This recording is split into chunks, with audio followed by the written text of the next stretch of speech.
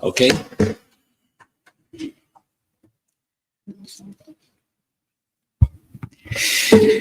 Well, just the time. Good afternoon, everyone. Welcome to day one of the 18th Spiritist Conference of Georgia. My name is Guilherme Cabral. And my name is Diogo Lima. And this is our pleasure to be here to disseminate Spiritism. On behalf of all the Spiritist centers in the state of Georgia, the Christian Spiritist community of Atlanta, Spiritist Enlightenment and Renewal, and the Caritas Spiritist group, we would like to thank you for being here with us in person and online through the YouTube transmission. So welcome to the event. Also, special thanks for the team of volunteers who are dedicating their time to make this conference a success. To each and every one of you, our heartfelt thanks. Well, to kick off our day and to spread harmonious vibe, we will have a musical performance by Milena Standridge. Please, Milena, join us and gift us with the inspiration that only the music can activate as we prepare our hearts for the spiritual journey ahead. Please, welcome.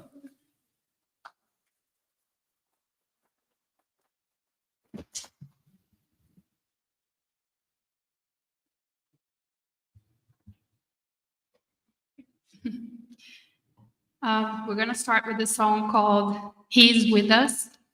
It's a really nice song. I hope you guys enjoy following along with the nice message. It's a song that really helps me in difficult times. So here we go.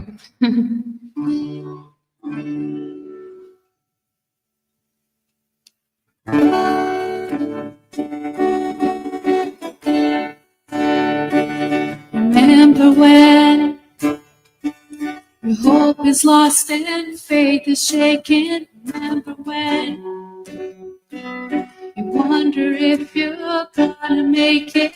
There's a hand stretched out through your deepest doubt. Can't pretend to see the ending or what's coming up ahead. To know the story of tomorrow, but we can't stay close to the one who knows. We can trust our God. He knows what he's doing my heart now. We won't be ruined. Might seem there's an ocean in between, but he's holding on to you and me. And he's never gonna leave. No, he is with us. He is with us always, always. He's with us. He is with us always. We believe there's purpose, there's meaning, everything. We surrender to his leading. He wants nothing more than to have us close. We can trust our God. He knows what he's doing my heart now. We won't be ruined. We might see there's an ocean in between, but he's holding on to you and me. And he's never gonna leave. No, he is with us. He is with us always, always. He is with us. He is with us always. Our faith is real. Our hope is real. Come on, faith, we're not afraid. Our faith is real. Our hope is real. Come on, faith, we're not afraid. We're not afraid. He is with us. He is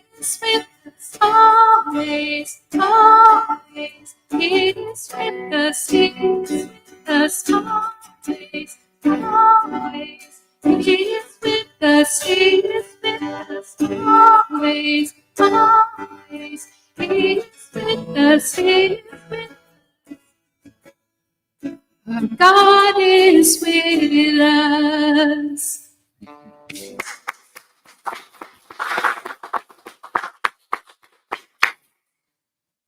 There is one more song that I would like to share with you this afternoon. It's about courage. It's called Fear He is a Liar.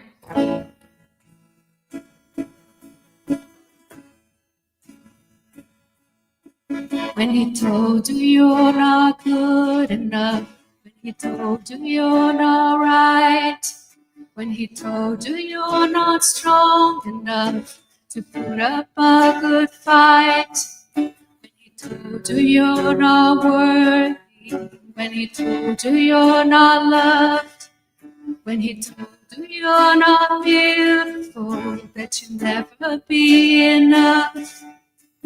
Fear he is a liar. He'll take your breath, stop you in your steps. Fear he is a liar. He'll rob your rest, steal your happiness, cast your fear in the fire, 'cause fear he is a liar. When he told you you were trouble, forever be alone, when he told you you should run away, never find a home, when he told you you were dirty, you should be ashamed, when he told you you could be the one that grace could never change. Oh, fear he is a liar. He'll take your breath, stop you in your steps. Fear he is a liar. He'll rob your rest, steal your happiness, cast your fear in the fire, 'cause fear he is a liar. Let your fire fall and cast all my fears. Let your fire fall, your love is all I feel. Let your fire fall and cast out all my fears. Let your fire fall, your love is all I feel. Oh, fear he is a liar. He'll take your breath, stop you in your steps. Oh, fear he is a liar. He'll rob your rest, steal your happiness, cast your fear in the fire, 'cause fear he is a liar.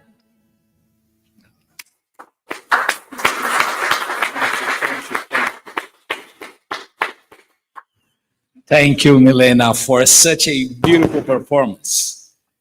The theme chosen for this year is Divine Justice, celebrating 160 years of heaven and hell. To introduce this theme today, let's remember the teaching from the Spiritist book. God leaves us to our conscience to the choice of the road we decide to follow and the liberty of yielding to one or another of the opposing influence that act upon us. To talk about this topic and the consequences that arise from the reality, our lineup for today is our amazing speakers, Marcia Trajano, and Peter Hayes. And before we have our opening prayer and our first speaker, I would like to mention a few housekeeping items. Please keep your cell phones turned off or in a silent mode all times. There will be a Q&A session in the end of the day, so also feel free to write down your questions and hand over to our volunteers. There are pen and paper in the back of the room, Bean is the person, and for those that are watching us online, you can submit your questions through the chat. We want to hear your thoughts about the event, and there will be a survey at the end of today's program, so feel free to provide us your feedback. Even the Spiritist conference has some room to evolve, right? So thank you for that. Well, before our initial prayer, let's take a moment to celebrate a remarkable life. Divaldo Franco published over 250 books. Within those books, he presented 211 spiritual authors, including figures like Victor Hugo, Rabindranath Tagore, and Bezerra de Menezes. His Mansão do Caminho is a free of charge daycare. It's estimated to have housed over 30,000 children. He adopted more than 600 abandoned children. Divaldo passed away at the age of 98 on May 13, 2025, just last week. However, we will never forget his amazing journey that began in 1948. Please enjoy this short homage to him.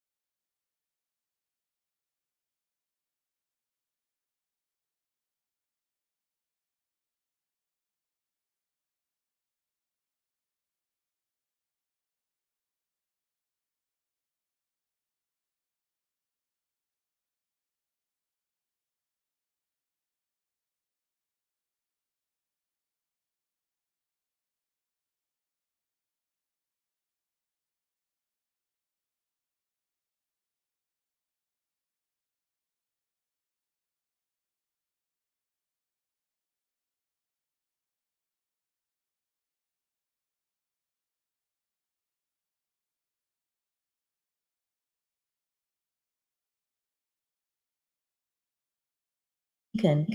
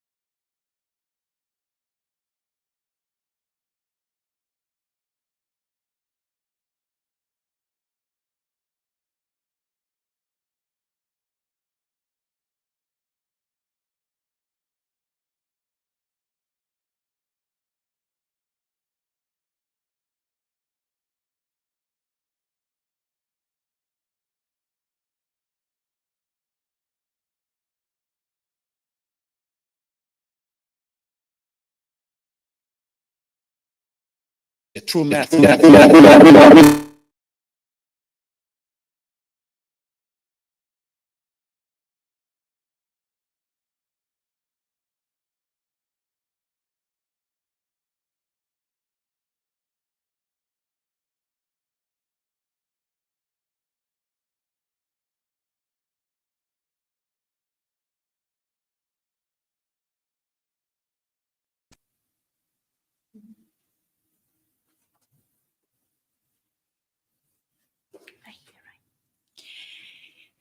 Good afternoon, everybody.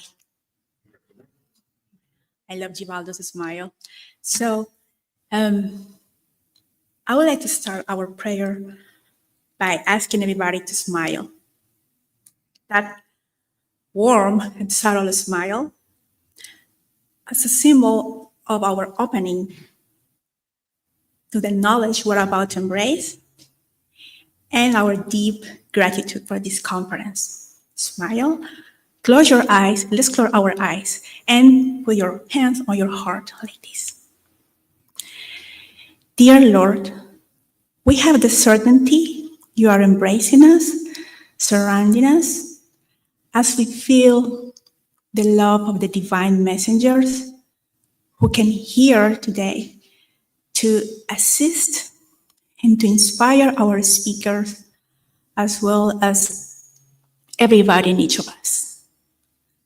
Lord, in good spirits, I humble ask you to extend your love, compassion, and understanding with those who were unable to join us today. So be it. So be it. Thank you, Diana, for such a touching prayer. We will continue our event by inviting our first speaker, Marcia Trajano, with the topic Suffering and Growth, Understanding the Life's Challenge Through the Lens of Divine Justice. Remember that we will have a Q&A section later, so you can either write down your questions or submit them here in person, or for those following us on YouTube, and send us in the chat window. Marcia is the president and co-founder of the Solitude Center for Spiritual Living, an organization dedicated to promoting Spiritism through the virtual platforms. With over 25 years of active participation in the Spiritist movement in the United States, Marcia is a speaker and a facilitator of story groups, both in English and Portuguese. Marcia currently works in the healthcare industry. Let's welcome Marcia to the stage.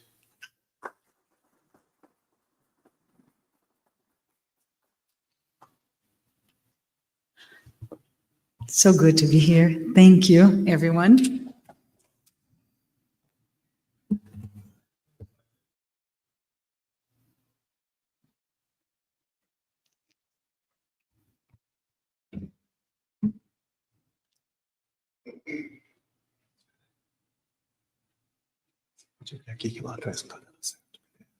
Okay.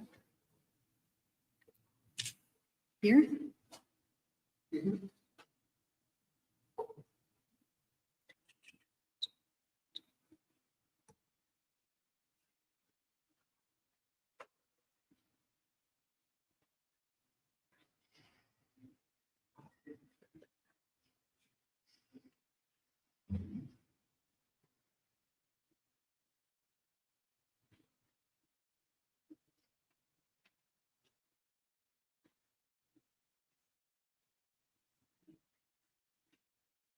We have no PDFs today, so let's go ahead and get started.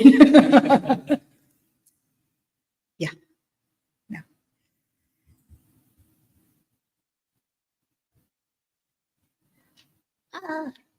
That's good enough, right?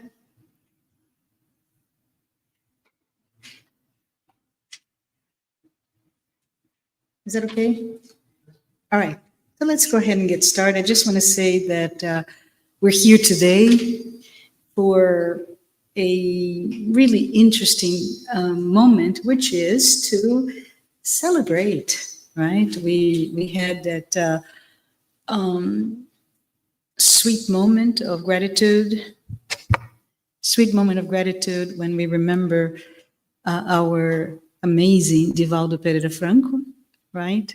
It's bittersweet. We will miss him, but what a great return for him to come back full of light and all the gratitude across the world. So I think this is an important message for all of us as we talk today about suffering and growth and understanding life's challenge. I'm going to go ahead and turn it off because it was just, you help me. It's there, so I cannot see it. Oh, it's only there? I Yeah. can just put here on presentation mode. Where is the presentation? No. It's here. So here, it's there. So if I can Yeah, let me go. look at the mirror there. You fix it, I'll talk. How about that? Time is little. But we are online, so we need to give you a microphone. Oh, Otherwise, okay. people online and hear you.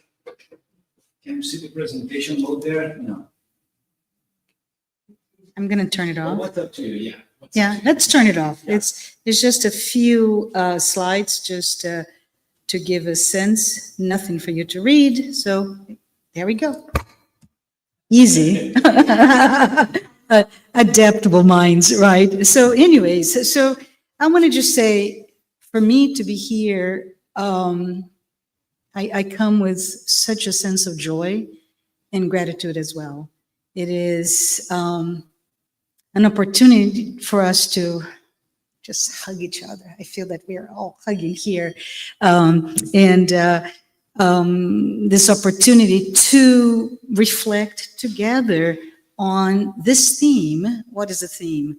Well, divine justice, right? That's the overarching theme.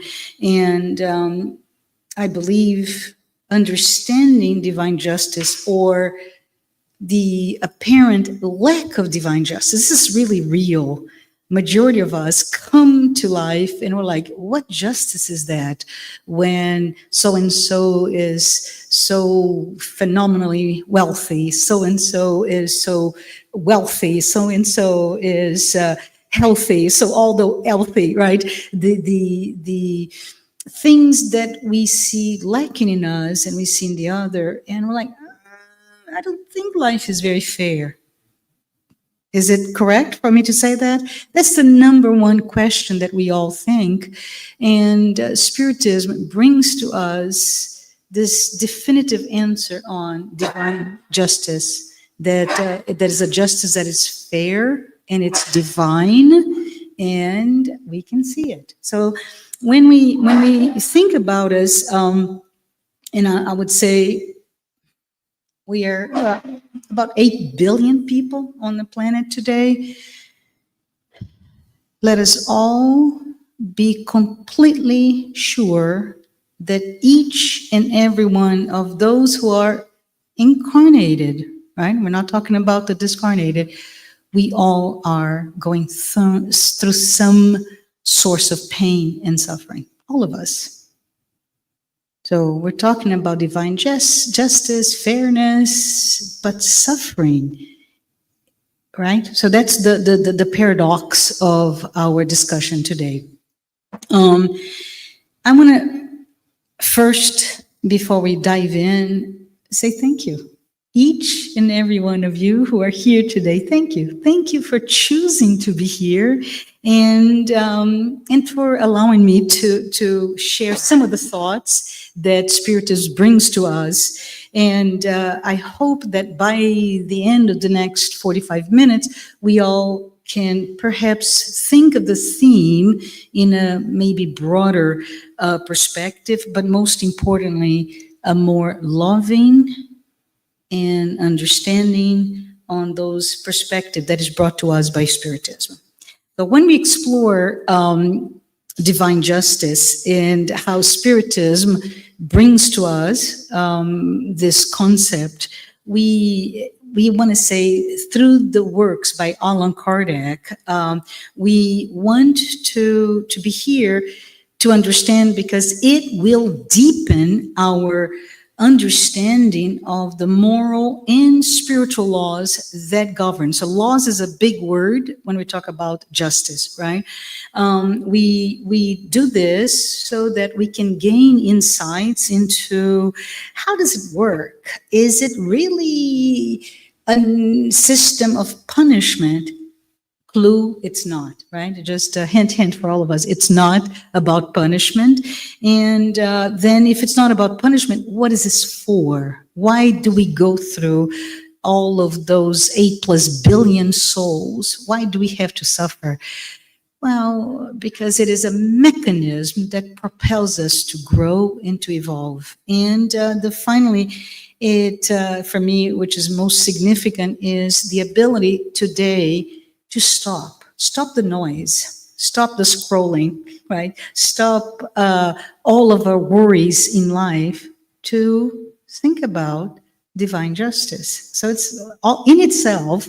We have a day and a half in 2 languages, a lot of us here together to stop, to reflect and align ourselves with those principles that will lead us to a more meaningful and compassionate life. And I think that's the reason we're here. But anyways, I had one slide that I wanted all of you to see. It's a quote from Heaven and Hell. I'm going to read it for you. And Kardec starts with, there is not a single, and before I even move on, I say, this is directed for all of you, not me, who have a mathematical mind, analytical mind. So Kardec says, there's not a single imperfection of the soul that does not carry with it its deplorable, inevitable consequences, and not a single good quality that is not worth the source of joy. Again, mathematics, Kardec, the sum of the penalties is thus proportional to the sum of imperfections, just as the sum of joys is proportional to the sum of qualities. The soul that has 10 imperfections, for example, suffers more than one that only has 3 or 4. No, when of those 10 imperfections, only a quarter or half remains, it will suffer less. And when none of them remain, it will no longer suffer from anything and will be perfectly happy. Similarly, on earth, someone with many illnesses suffers more than one who has only one or none. For the same reason, the soul that possesses 10 qualities enjoys more than one with fear. So this is from Heaven and Hell, as translated by Anna Blackwell.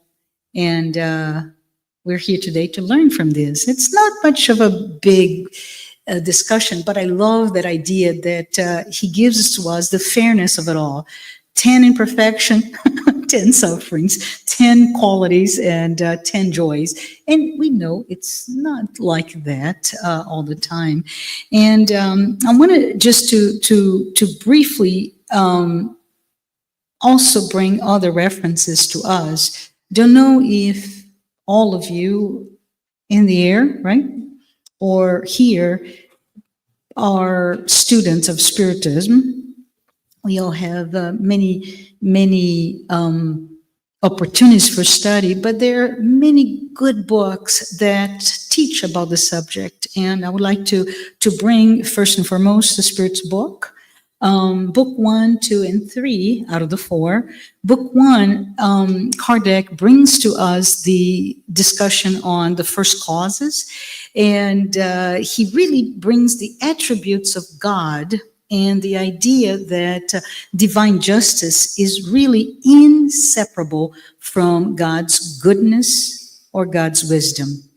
Book 2, which now we're talking about the world of spirits. And again, Kardec brings to us the exploration of how justice and its consequences and the purpose specifically to the purpose of divine justice in our evolution, the evolution of the immortal spirit, the souls, all of our souls. And finally, with moral laws, Kardec brings the really important connecting point, which are the laws. And all of those 10 laws that is brought to us really bring the connecting points between what are the divine justice as it relates to those moral laws, including how suffering and joy are results of those laws.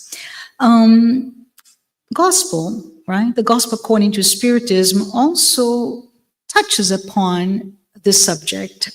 Chapter 2, specifically, my kingdom is not of this world. Kardec brings to us divine justice as applied to our immortal spirit. Chapter 5, he talks about, I don't know if you've seen it, it's one of the most beautiful passages, blessed are the afflicted, where Kardec brings to us explanations on, specifically on how suffering can be seen as a form of divine justice, and it is necessary for our progress, our evolution. And finally, on that book, The Gospel According to Spiritism, chapter 6, the law of charity, which is really cool because now we're saying, okay, my kingdom's not of this world. Blessed I am if I am afflicted, but so what, right? What do I have to do with this? And now he brings the idea that because the divine justice is rooted in the idea of love and charity, right? Those are the principles that should guide all of our interactions and our spiritual growth. So, heaven and hell, we're here for it. And the book is a really amazing compilation and thorough explanation of the process, including the process of reincarnation, another key concept that comes with understanding divine justice in its full concept. And it also brings the idea of the law of cause and effect. And I just put a parenthesis, law of cause and effect is also known, especially by some Eastern philosophies and religions, as karma, right? It's not for Spiritism, but it is. And especially it talks about what are the moral consequences of our actions, and examines the book, Heaven and Hell, across multiple lifetimes. What are the consequences of that? In my opinion, the most important part for this discussion today is the part 1 that talks about the justice of God, right? And explores the role specifically of divine justice and reincarnation in our evolution. Talk about a little bit about the medium's book, right? Because the spirits come to us and they really enlighten us from their the phenomenon of mediumistic communication, where they are. And beyond that, I know Kardec wrote the 5 major books in addition to others. But then we have Chico Xavier, that along with Divaldo Franco really brought some very interesting case studies. So while we have the theoretical framework with Kardec, now we are within us, we are given very specific details on how does it really work, what we do today and how it reflects, so on and so forth. So some of the books that I would love to share with all of you are from André Louis' collection, Nosso Lar, Our Home, The Messengers, Liberation, Between Heaven and Hell, and Workers of Life Eternal.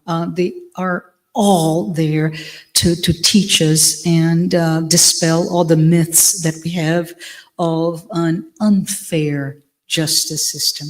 But because the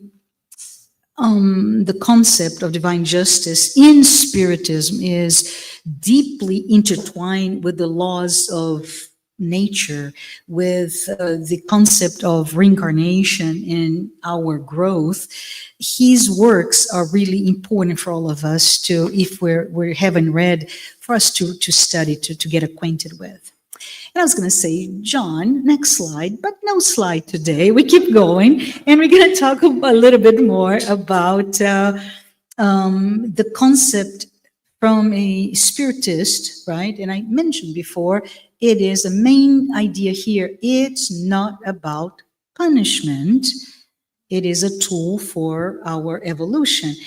But if I say that, well, divine God, and what is God? Marcia, tell me more. I don't know what God is. And Spiritism calls God as this infinite, omnipotent, and just being, right? And so from that perspective, it is really inseparable. We cannot talk about divine justice without understanding God's goodness. And God's goodness is based on what? Love. It's based on mercy. And it's also based on a group of laws that will teach us on how to behave or not, right? And I'd love to say that most of all, this justice, this divine justice, is based on the saying, do unto others as you would have them do unto you. It's so simple, this whole concept, if you think about it. And but then we say, well, we talk about God, and yes, you're talking about Spiritism. What if I'm just a dilettante? I'm not a Spiritist. I don't know what you're talking about. Well, let's break it down, because according to world data, and this is an estimate, there are over 4,000 different religions or faith groups. Whew. So shall we spend the next 3 days talking about those religions? No, not today. But the latest data, and this is a 2022, basically describe the largest groups, and they're Christianity about 30%, a little bit over that, Islam around 25%, Hinduism 15%, Buddhism a little bit over 5%, and the remainder is between all the other 4,000, right? 39,995 groups that include Sikhism, Judaism, and even other indigenous religions in terms of self-professed religion in the data sense. But so we can say, yes, I'm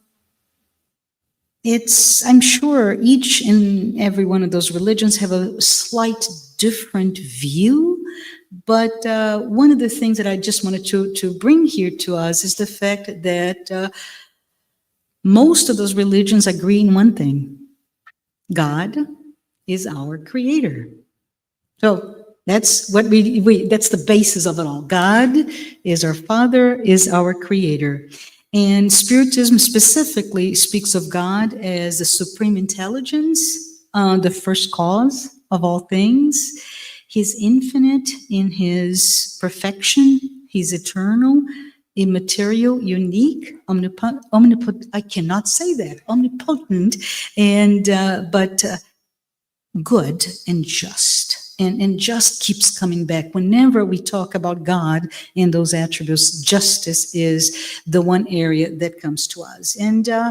And so we come to this conversation here, monologue at this point. We're going to go to a conversation later today.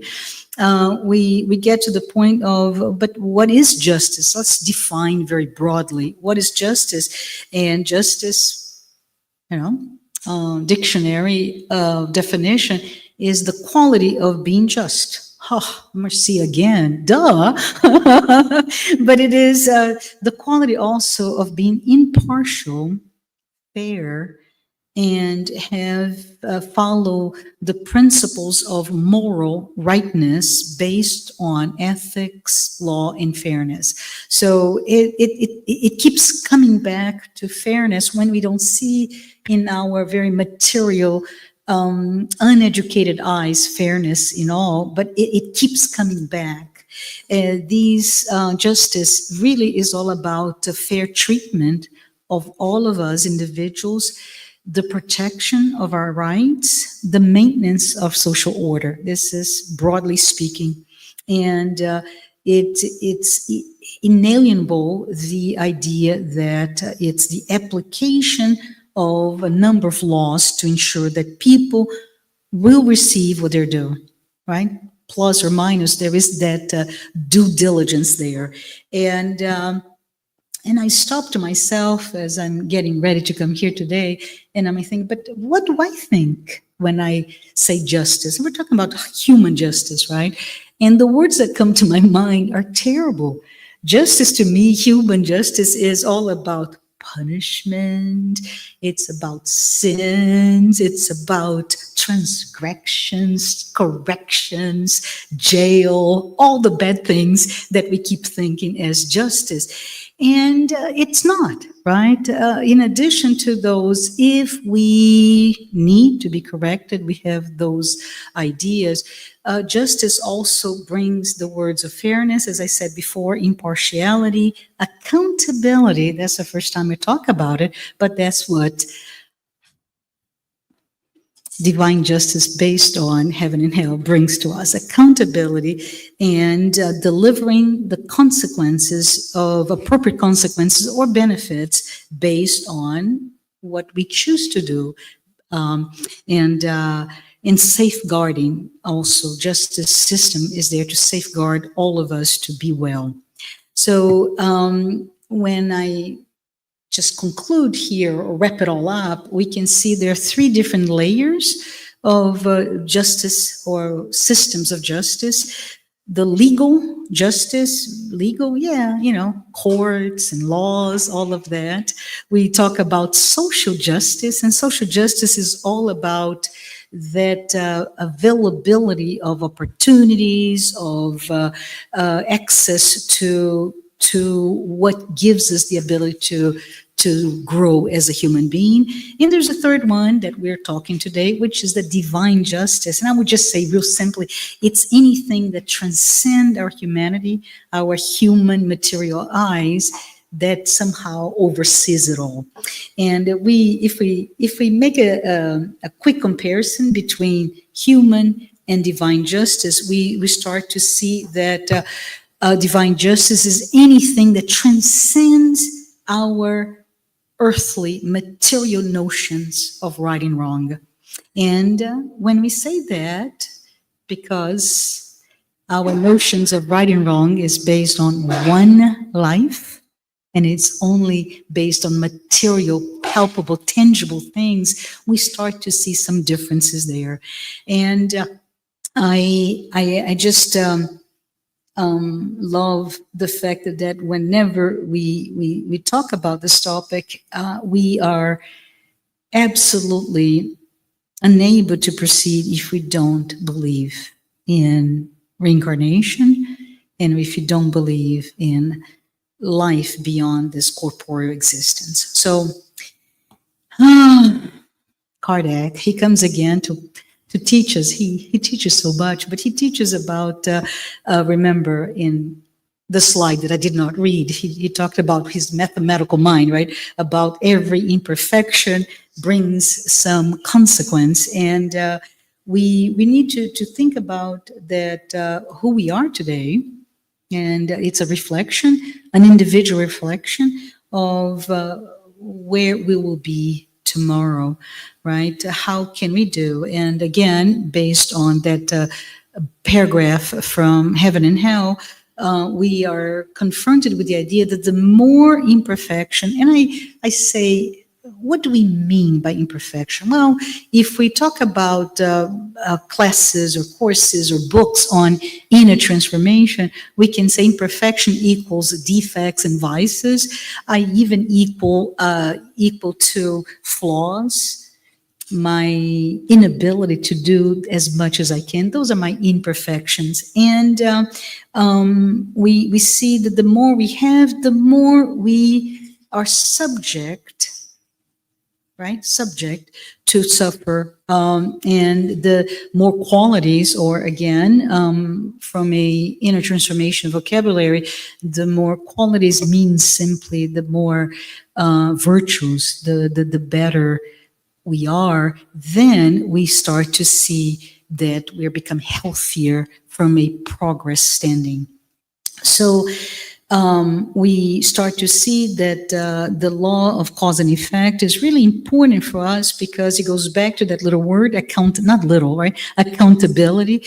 Because for us to understand the consequences of my actions, I must understand that it's inescapable. It's inevitable.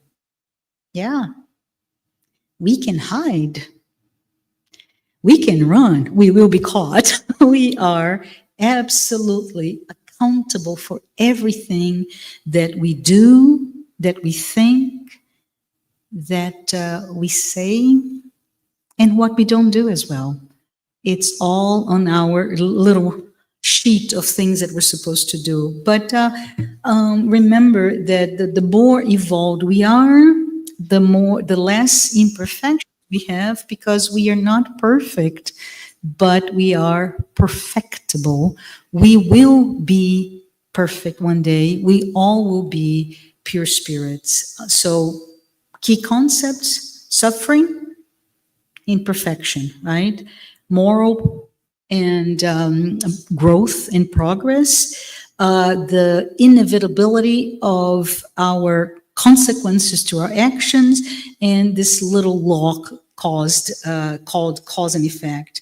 And Kardec, in his work, really confirms to us that indeed, Marcia, and all of us here that think that there is no justice, divine justice is indeed fair, and it is indeed balanced, and our experiences as incarnated spirits or souls will lead to the outcomes of whatever we do. But the consoling message here is that we will, in a manner that will encourage us growth and improvement. Okay? So, in so many words, if I'm not doing what I could or should be doing, whatever that may be, I'll be accountable for that in a way that I will learn and grow and improve.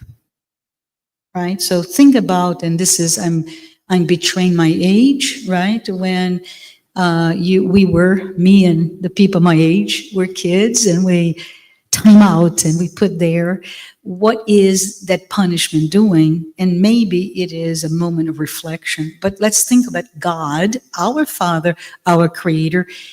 He has no interest in punishing for punishment's sake. It is all about, let me give you a chance for you now to reflect and move on. So it's very funny because our very human, very material mind is prone to think exclusively when we talk about this, I made a mistake, I need to pay, and I need to pay back, I need to repay, and we have to think about Jesus' message, because Jesus talked to us about a merciful Father, right, whose mission is to put us in the right direction, to correct, to change our attitudes. And the symbol to that, I know Jesus, I know God, I'm blasphemy here, but the thing that comes to my mind is a GPS, right? You put it in, my navigation, I need to be there, and the GPS will give us the fastest or the most direct route to get where I want to go. Does a GPS forces us to follow? No. So I'm crazy. I needed to be here by 1, but I decided to go the opposite. Well, let's go to a more scenic view. And the GPS says, oh, let me recalculate. It's going to take more time. Just kidding. I did not do that. But we then start looking at all the consequences of that. I can start to deviate and deviate and deviate. I may come to a point that I run out of gas, and either I lose my vehicle, or I'm vulnerable to hitchhiking, or worse, I walk back carrying the load of a car. And this is interesting because it kind of matches the idea of accountability. It's your choice, but there will be consequences, right?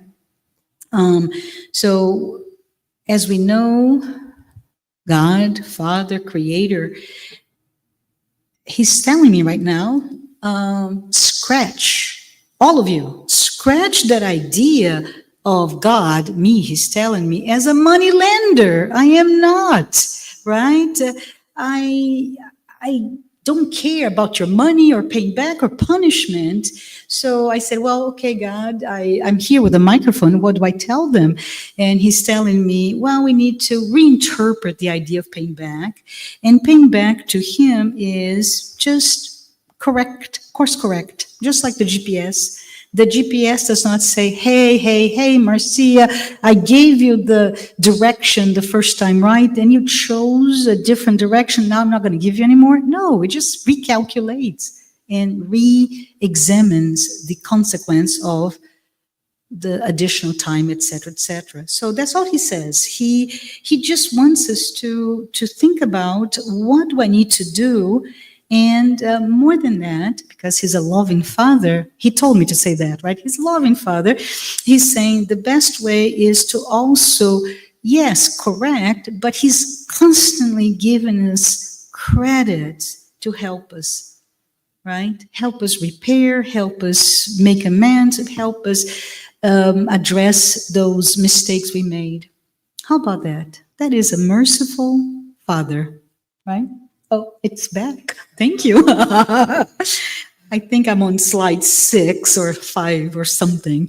But anyways, if we think about it in our very limited human system of justice, some of our transgressions are, so how do I do? The right? Okay, got it. Oh, I don't know where I am anymore. So reference, I think we're here. So anyways, if we think about the human system of justice, thank you, they even give you the opportunity to, yes, we did this, so we're going to give you a community service as a reprimand instead of the jail or all the awful things that can come to our mind, right? Can you imagine divine justice, our loving Father, He who is one that provides unconditional love? There will be many community service or opportunity for us. So divine justice as a wrapping up the subject it is indeed based on this unconditional love. It is based on also the idea of reincarnation or successive corporeal lives. And it's here to give us this amazing opportunity over opportunity over opportunity to improve ourselves, to course correct, to get as fast as we can to our final destination, right? So I am convinced that even though I said before that we are over 8 billion people and all of us are suffering, that is not what God wants from us, right? I remember, which makes me happy every time I hear that Joanna DeAngelis in her works, she keeps talking about that we are all destined to infinite happiness. Right? Infinite happiness, not just happiness, infinite. So love it. That's all. That's the final destination. So let me see if I can go. Love, cause and effect. Cause and effect. Yes, every action has consequences, and we already talked about it, right? This law is also I mentioned. called karma in other religions, right? And it's basically the notion of accountability, that everything that we do, we are responsible for the consequences, and not only today, tomorrow, the end of our lives as we live today, but also our next and the next and the next, and so on and so forth. So I wanted to right? I want to take liberties with a well-known song by Tina Turner. And I'm going to say, what's karma got to do with it? Got to do with it? Well, karma, if we think about it, karma is a Sanskrit word, kar, to do, ma, effect. Karma, law of cause and effect, right? And it's, again, very much aligned with what we've been talking about it. And I go back now to Jesus.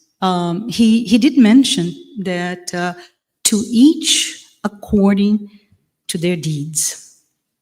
Matthew 16, verse 27 tells us, "For the Son of Man is going to come in his Father's glory with his angels, and then he will reward each person according to what they've done." Yes, Matthew. Yes, Jesus, all of you. I'm getting worried about my actions. But what he meant, Jesus, is that all of us are really judged within our conscience, right? Through our thoughts, our feelings, all that we say, that we do or we don't do. And we are also judged by every factor that determines or influence our actions. And this is important because in an age of social media, we're so influenced, we also have to think about why is so-and-so influencing me, right? I'm on a horrible diet right now. And if I see a TV ad with chocolate, yes, I will salivate. That's an influence. I'm still unable to overcome that, but so are other things. And I just wanted to take a second here to remember that today, what day is today? The 17th of May, 2025. If we think about everything we've done today and everything before us, we are today exactly as we are because of the actions we took, right? So we complain. I complain. I think all of you complain. We complain, oh, poor me, I want more, I don't have enough. We complain that we suffer.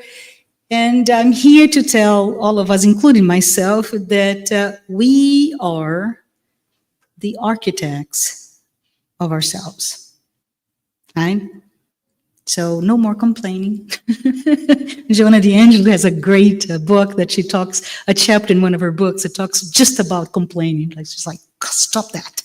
But anyways, Revelation 22:12 gives some other words on the same vein. And there we find that the words, "Look, I am coming soon. My reward is with me, and I'll give to each person according to what they've done." So again, the words are echoed. It's almost like, is this a broken record? No, I'm doing because it's important for all of us to learn.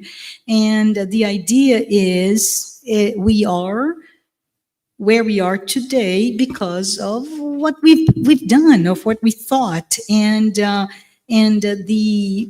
notion of our suffering is really related to our own assessment, right? That reflection moment, did I do what I should have done or not? And we then get the outcomes of the result of that. And the idea, as I said, is quite consistent. And one conclusion is the notion of accountability.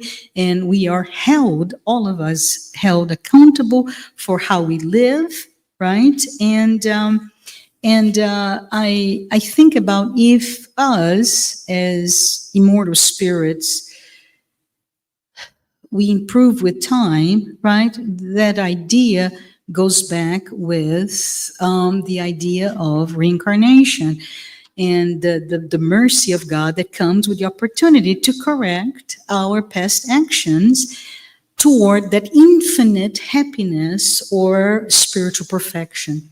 So when Jesus tells us to each according to his work, he's highlighting all of our actions according to divine order, to how we treat others, to the way we live our lives, to the idea of integrity, to our own spiritual journey. And by the way, each one of us have a different, slightly different path. So how am I congruent? How much integrity I have to what I'm planning to do, right? Reincarnation. We talked a little bit about it, but I'm looking at the clock there, and Peter, you're next. We're almost there. But I wanted to close with a little story, and the story of Isabel. So Isabel, she lived in the 19th century, poor Isabel, but no, not so poor. She was quite wealthy. Her family provided so much to her that Isabel led a life of luxury. She, as most in that lifestyle, she often misused her wealth and actually the power that comes with it. She, as a result, was quite selfish, inconsiderate, and treated everybody that was not as amazing as she was with disdain. You poor peons. She was known, in fact, for how proud and cruel she was, even to those who were there to serve her. She believed that, Isabel, that her wealth and status meant that she was above it all, that she could do whatever she wanted without consequences. So she lived a life that focused on what can I do for me, right? Just that. I don't care that I am, stepping over somebody else. This is for me. I'm here to be happy, and happiness is equals to pleasures. I ignore suffering if there is. I don't want to see it. Oh my goodness, I'm too good for this. And decisions were made in a way that was not the best. As any story, right? We come to inevitable end. She passes away, poor Isabel, and she found herself in the spiritual realm, surrounded by darkness. She had no idea what was going on, and she was like, I don't understand. I'm above it all. What is going on here? And then a spiritual guide, her spiritual guide, appears to her and explains all about what we're talking today. So remember, if you all passes away today or tomorrow, you heard, I'm not your spiritual mentor, but I'm here to tell the story. And so he goes there and he talks, it's a he talks about all the things and action and reaction, karma, all of it. And he says, yes, Isabel, you left a trail behind of suffering, of hatred, of resentment.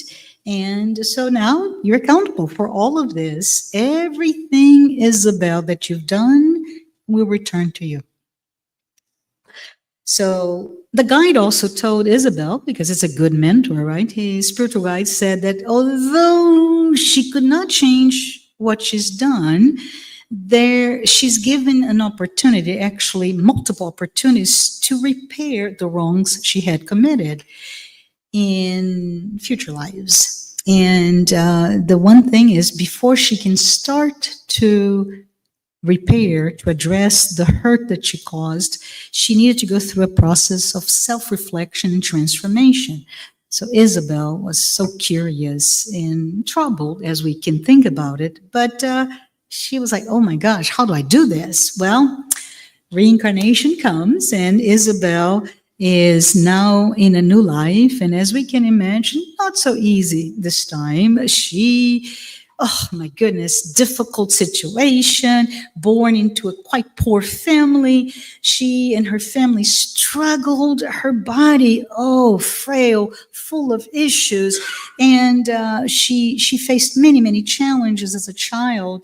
She, oh my goodness, had a hard time growing up. She was bullied because of how she looked, how she acted, and her social standings. As she grew older, I know I only have a minute and a half. Hold on, there's more. We're almost there. As she grew older, Isabel began to,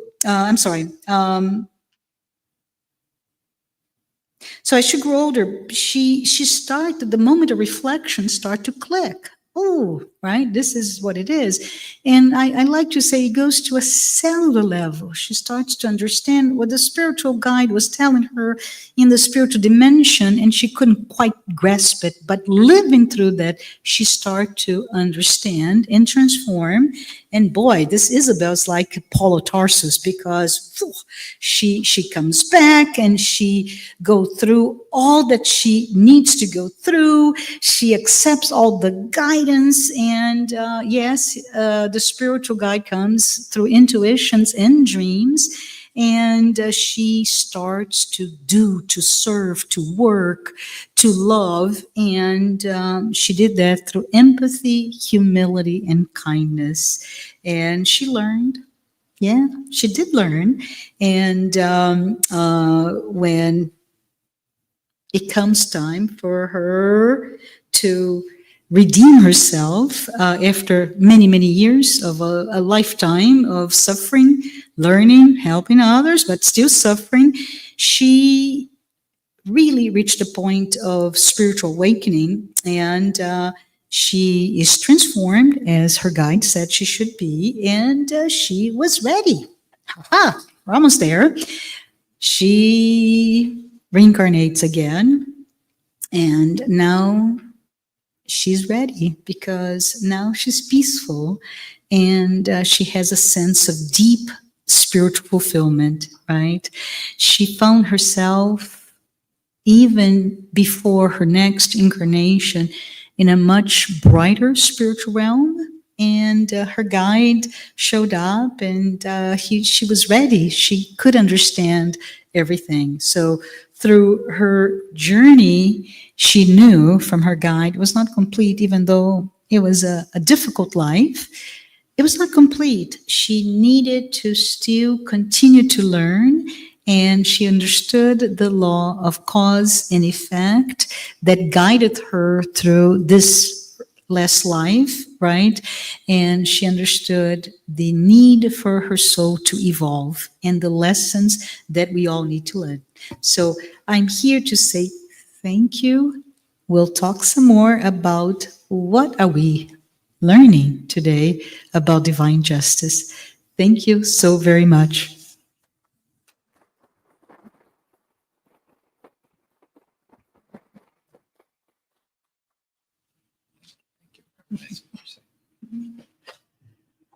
Well, thank you. Thank you very much, Marcia, for your participation on the Spiritual Conference of Georgia.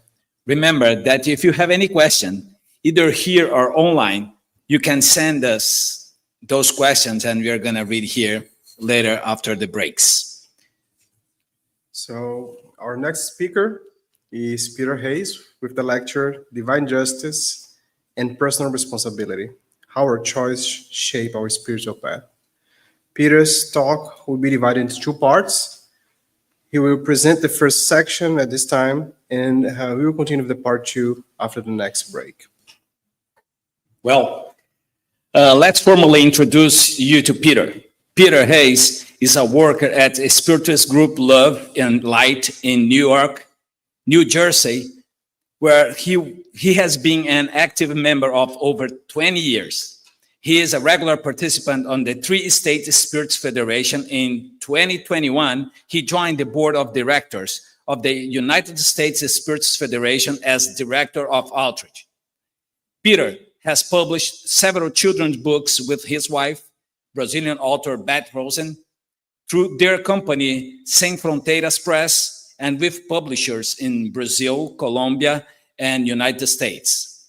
As always, remember, we will have a Q&A section after this lecture. So please write down your questions and submit them through the online chat. Please welcome Pete.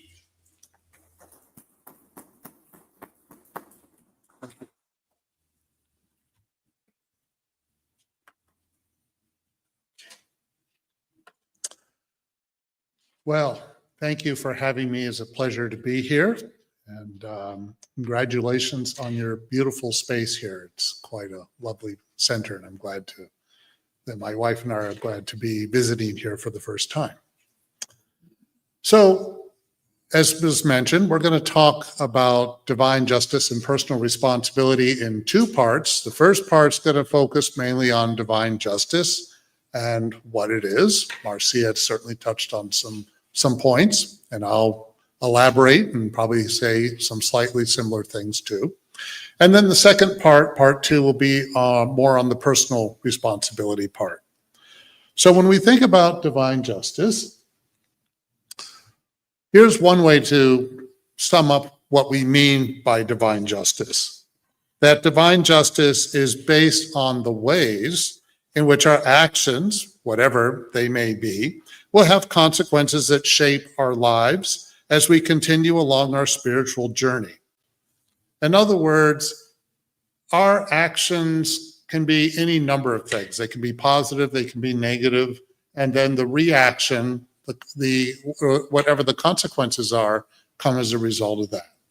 And then through cause and effect, divine justice helps all of us to progress. So divine justice, in a way, functions like a guide in which it helps us to eventually, through time, through the evolution of our consciousness, begin to understand better what we can be doing with our free will and how to use it more responsibly, more wisely. Divine justice is basically based on divine law. What is divine law? Divine law is all of the physical and moral laws that come from God. The physical laws are the ones that science can study, physics, the way biology, evolution, all of that is part of the physical laws. The moral laws are a little more elusive. We understand in many ways codes of conduct, but at the same time, the way in which the moral laws get played out can be a little more elusive, and I'm going to elaborate on that. But the moral laws are also based on the 10 commandments that were given to Moses. For instance, God is the God. There are no other gods besides God. This means don't worship multiple gods. The Hebrews certainly struggled with that over the centuries after receiving the commandments. It is also, you must do not kill, do not commit adultery, do not steal, do not bear false witness against your neighbor. Bearing false witness basically means don't lie, but you could also add things like gossip.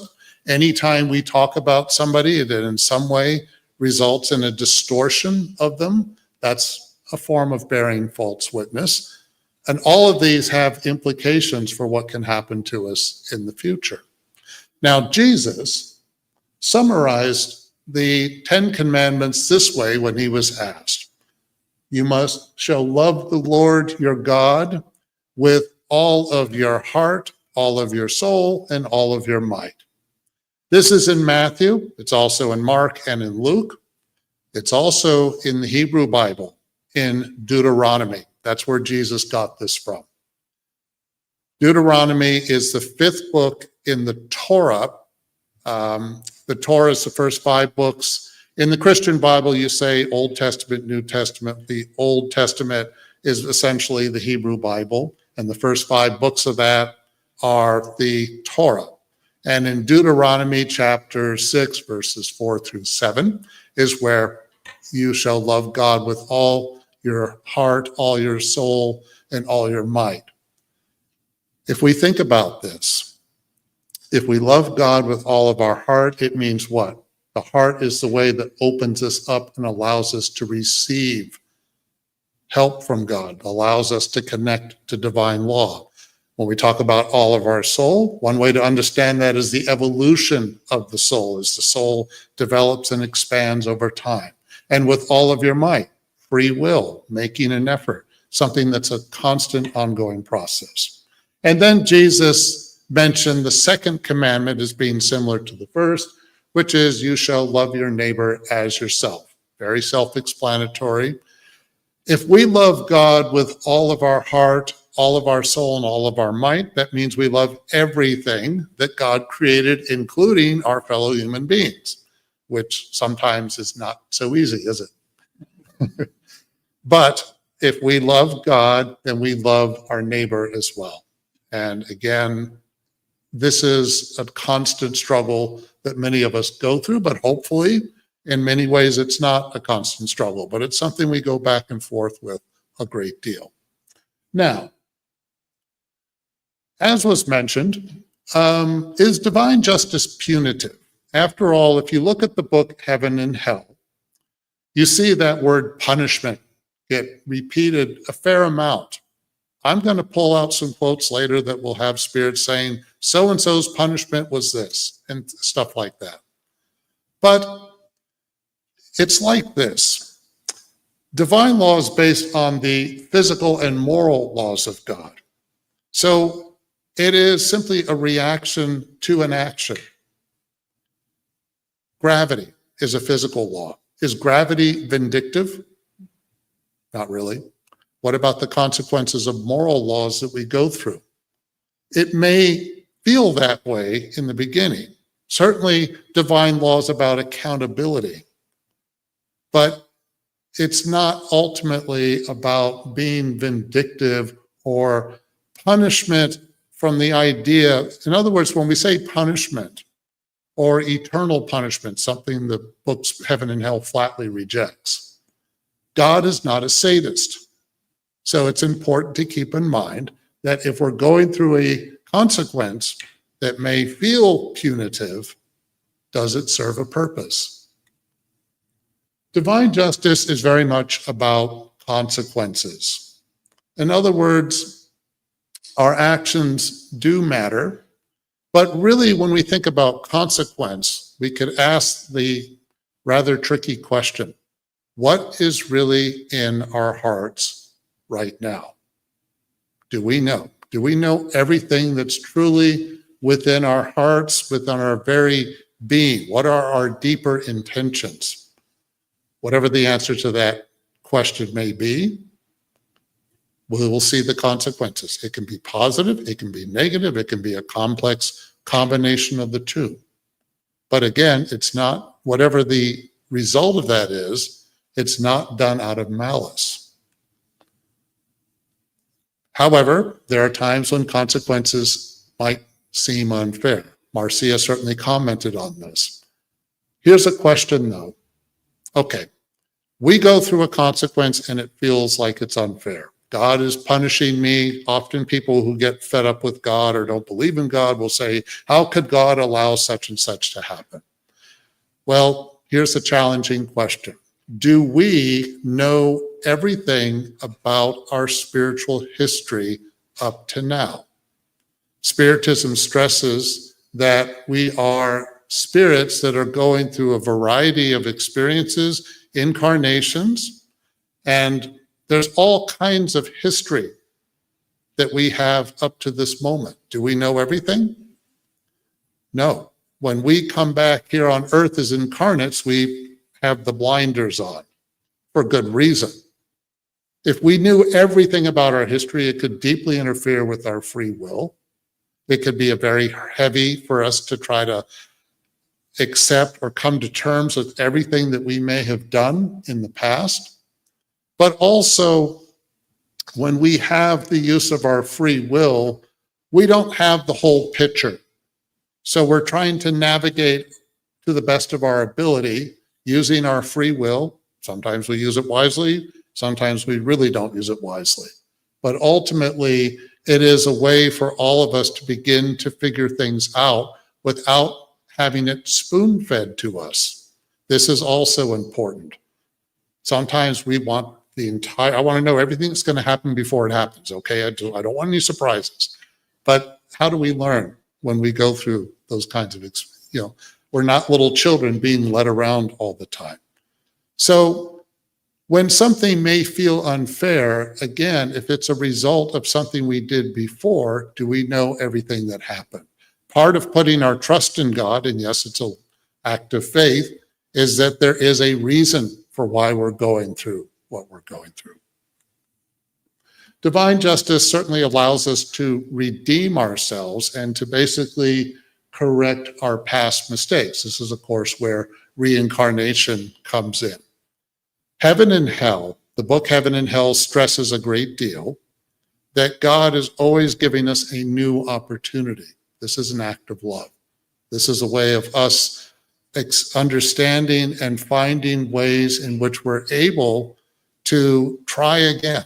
If we make a mistake, the world doesn't come to an end. We may go through a consequence that's not very pleasant for a while, but it's not forever. We are able to try again. We're given a new opportunity.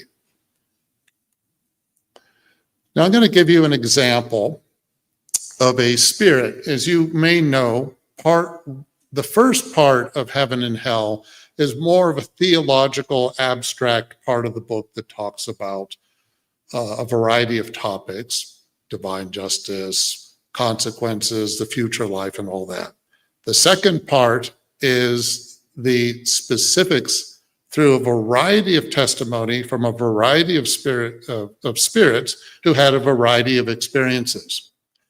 One person I used to study with suggested you read that part first, then you go back to the first part. So just a thought. But anyway, Antoine Bell is a spirit who gave testimony to the Parisian Spiritist Society. He was evoked.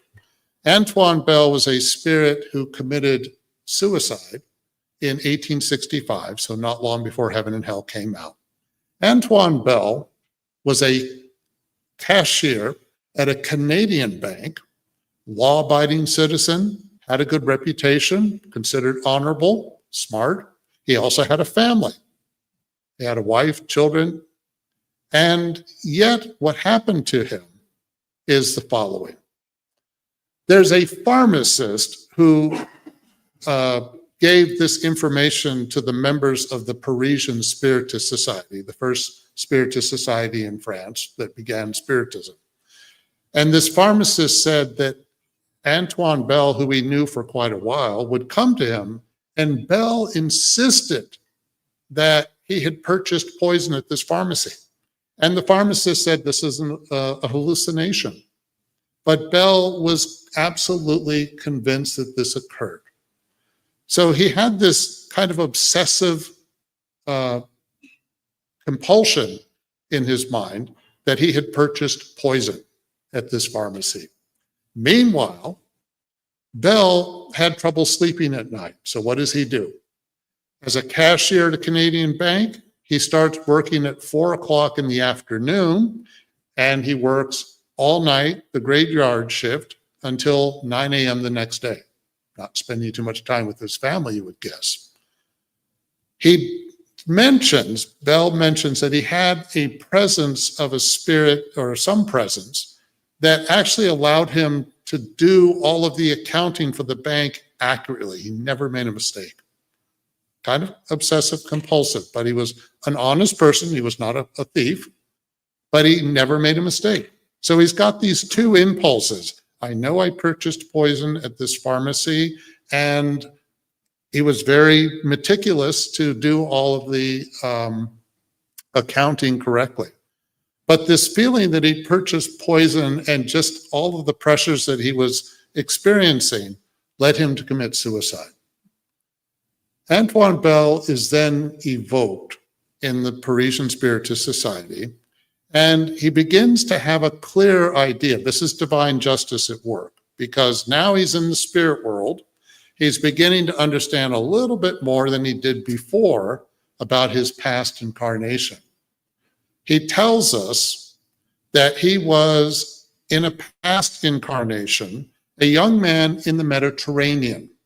He was in love with this beautiful young woman, and she loved him back. But unfortunately, he was poor, and her family wouldn't allow him to marry her. He was devastated. He wanted to kill himself, but he also found out that his love of his life was going to be married to a merchant, wealthy merchant. This drove Antoine Bell up the wall. Not only did he want to kill himself, but he was also going to take out this rival suitor. But Antoine Bell didn't like violence very much, so it wasn't like he was going to take a dagger or something and kill this person. So what does he do? He buys poison. You see the connection? In his prior incarnation, he used poison to kill the young man who was going to marry the love of his life. And as an honest, law-abiding cashier for a Canadian bank in his last incarnation, the 19th century, he's obsessed with this. I know I purchased poison somewhere, or at this pharmacy. So what happens is that Bell commits the murder, but then he also began to feel badly about it. And what he tells us is that once he murdered this person with poison, the young man who was the object of who was going to marry his love of his life, something started to trouble him about it. Now, it's not really clear what happened, but Bell got caught. Maybe he turned himself in. He started to have some kind of regret. Maybe the father of the man he murdered caught on, figured it out and turned him in. We don't know. What we do know, though, is that Bell was caught and he was executed for it. As he said, he was hanged for it. So on the one hand, if we think about divine justice, let's suppose for a moment that Antoine Bell had gotten away with the murder, tried to run off with the love of his life, and never paid for that crime. There is another spirit in the book Heaven and Hell, Castellaberi, if I believe I pronounced that correctly, who back in the 1600s murdered, I believe it was his brother, and he lived as a young man, and then he lived to the age of 80, never got caught, died, had no regrets. That spirit, that murderer, who got away with his crime, was haunted by the spirit of the person he killed for centuries, a long, long time. That's divine justice at work because this person was not willing to take responsibility for what he did. Now, Antoine Bell also had a similar kind of experience of being haunted. What he tells us is that he felt a lingering torment for his old crime. That happened in a couple of ways. First, he mentions that he too was as like all murderers, he tells us, he was subjected to the presence of the young man he poisoned for some time. But Bell also felt badly that he committed this crime. He tried to repent, he tried to pray. So what was he doing? He was asking for help. And as a result, Bell started to receive some help. So finally, he got released from the presence of this person that he killed. He wasn't constantly being reminded of the murder that he committed. This gives him merit. So when we talk about divine justice, this is an example where his efforts to try to acknowledge his guilt and have genuine remorse gave him some merit. So when he comes back in the last incarnation, what is he? He's an honest, law-abiding cashier at a Canadian bank with a family. So he was able to We presumably he loved his wife, but we don't know anything about that story, but he had a family. So he was able to essentially continue what didn't happen when he was a young man in the Mediterranean who could not marry the young woman who was the love of his life and so forth. Now, what he also mentions is that he was able to lead, he had a new chance as this cashier. However, he also mentions just before his suicide that he had a vague intuition of my innate weakness as well as my former wrong, which remained in my memory in a latent state. You remember I mentioned to you that here he was, Antoine Bell, law-abiding cashier at a Canadian bank, who has this obsessive compulsive idea that he had purchased poison at the pharmacy. And the pharmacist said, no, you didn't. But yes, I did. I know I did. This is obsession. Obsession is when a spirit is trying to exploit the weaknesses we have in ourselves. And if it's a heavy case of obsession, we're being influenced by what that spirit wants. Now, what we find out from Antoine Bell is that he was being obsessed by the father of the young man he poisoned. This father wanted revenge. So the father, it sounds like, was trying to convince Bell to buy poison and maybe take his own life this way. And it's not clear how. So what happened is that the father stayed with him. Now, in this particular instance, Bell was being obsessed. He had expiated for the crime of murder. He was punished for it. He was executed and so forth. And he also experienced the presence of the victim. He finally got released from that through prayers and so forth. But he still had this urge to commit suicide. Excuse me. So when I say expiation, expiation means more of an obligation to go through some kind of reaction to something we've done in the past. Then there's trial. Trial is when we're tested, and trial and expiation can have a lot of overlap in them. But in both cases, whether it's expiation or a trial, it's an opportunity to learn. It's an opportunity to resist certain impulses we might have. So Bell has no realistic reason to feel guilty about the murder he committed as a cashier at the Canadian bank. He doesn't really remember it, but he starts having this intuition that maybe he had done something really bad, but he didn't know exactly what it was. But part of what he needed to be able to do was to resist the impulse that he was getting. Again, he wasn't conscious of this, but try to resist the impulse of this spirit, the father of the young man he poisoned, who was trying to get him to harm himself. Unfortunately, he didn't quite make it, and so he succumbed and he committed suicide. But how did prayer help Bell? Well, when we think about how divine justice can work in the case of Bell, he had a genuine remorse for the crime he committed. Remember, after he poisoned the young man, might have turned himself in. It's not clear, but he said his remorse betrayed me. So that would strongly suggest that something within him, he didn't try to get away with the crime. He didn't run off with the young woman and so forth. So he had some merit because of that. And in the spirit world, as he's being tormented by the spirit of the young man he poisoned, he starts to pray.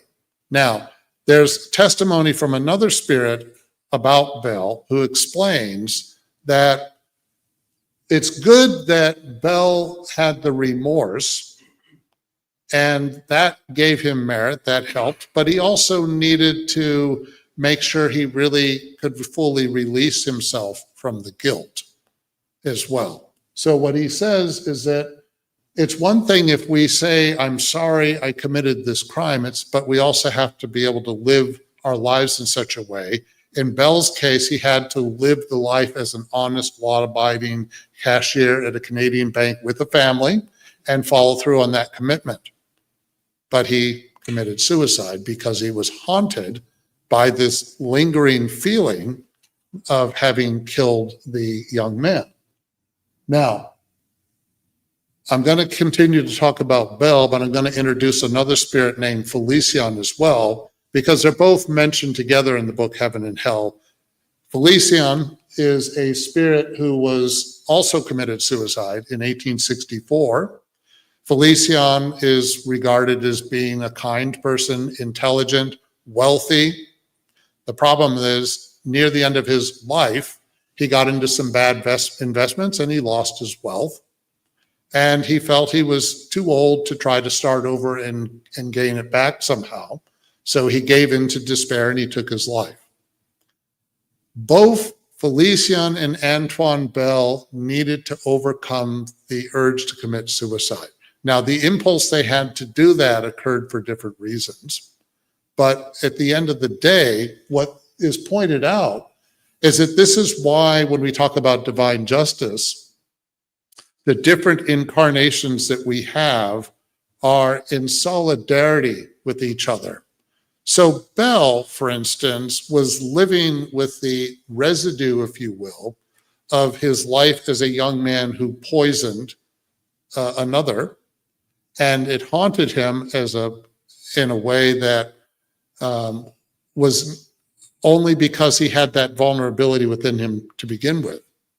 And Felician, as a spirit, needed to be able to withstand losing his wealth and realize that there was more to life than what he had as a wealthy individual.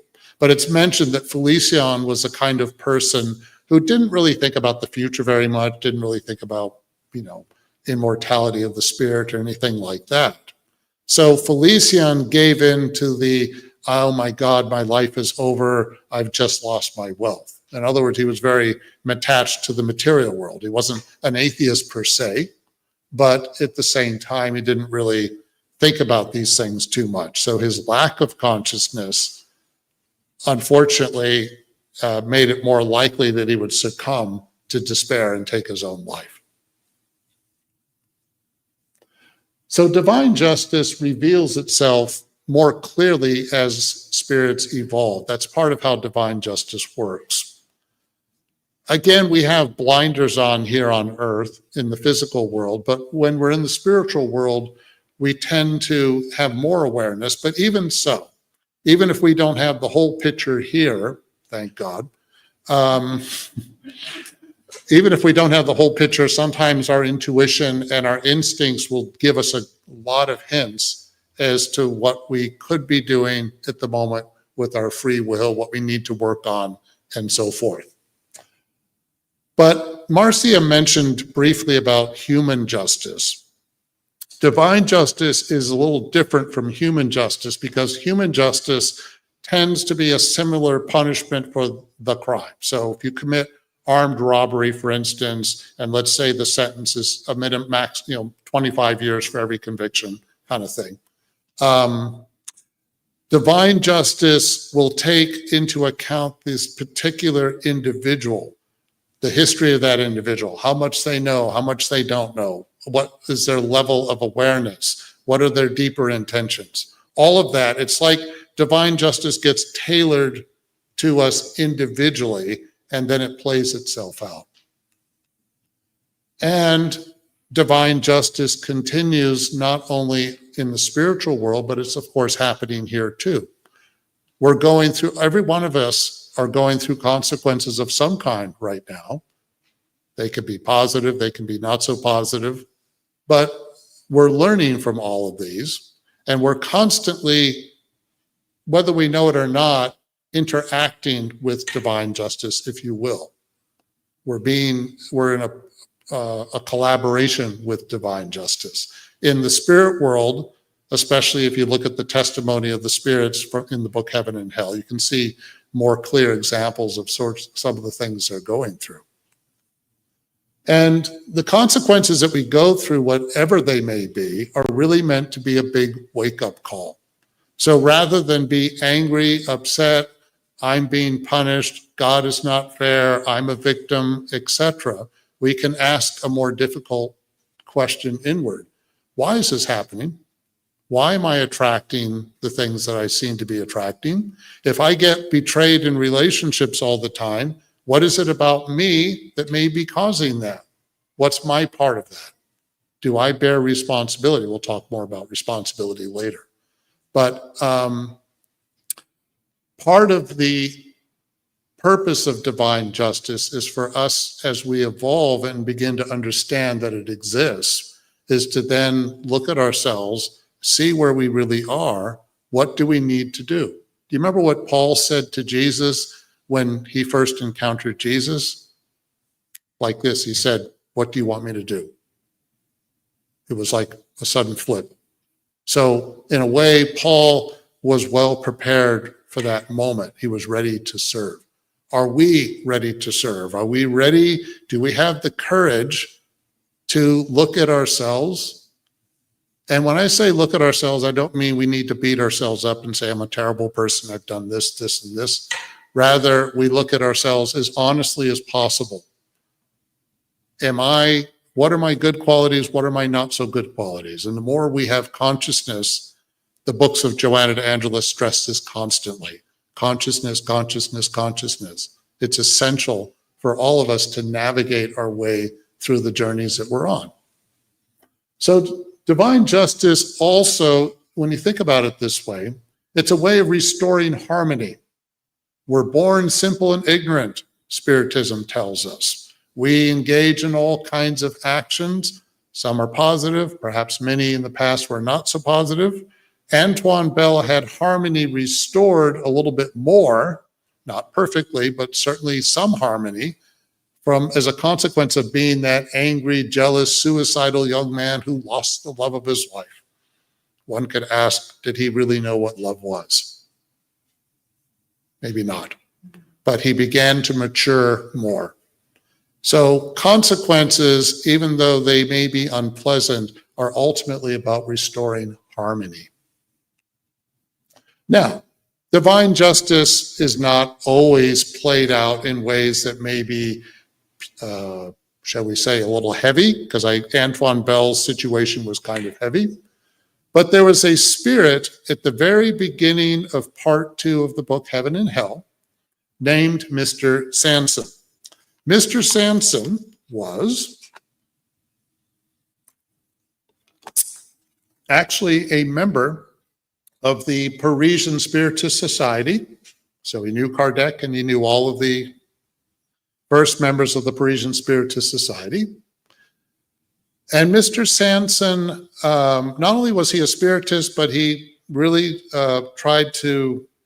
he embraced the principles of Spiritism in his life as much as he could. And what we're told is that he was very ill for the last year, a little bit longer than that.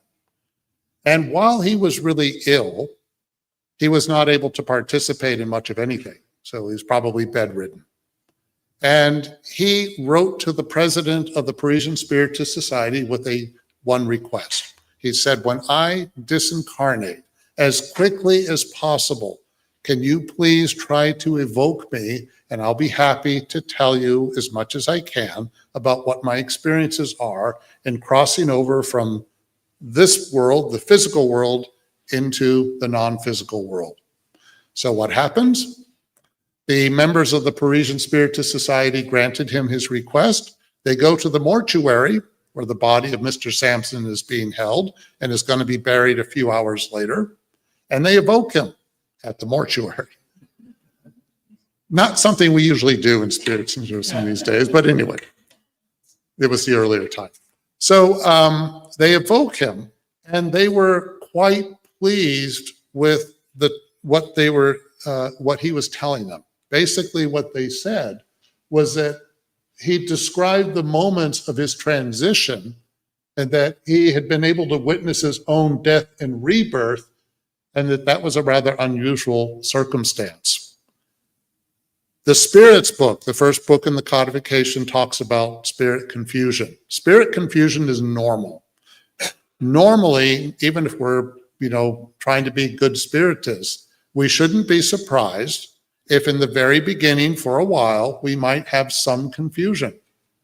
It's important not to panic during moments of that, but just sort of go with it and allow ourselves to feel that, because it's, in a way, it's like you've been in a really, really deep sleep.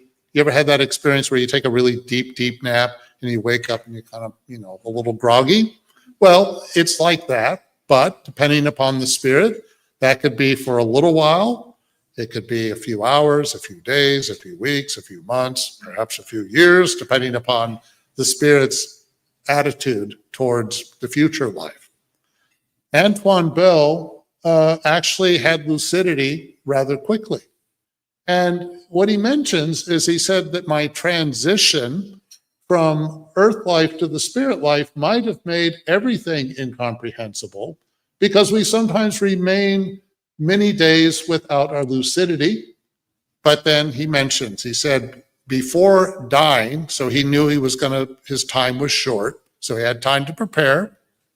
And he said that I asked him to allow me to speak to those whom I wish well, and he heard me.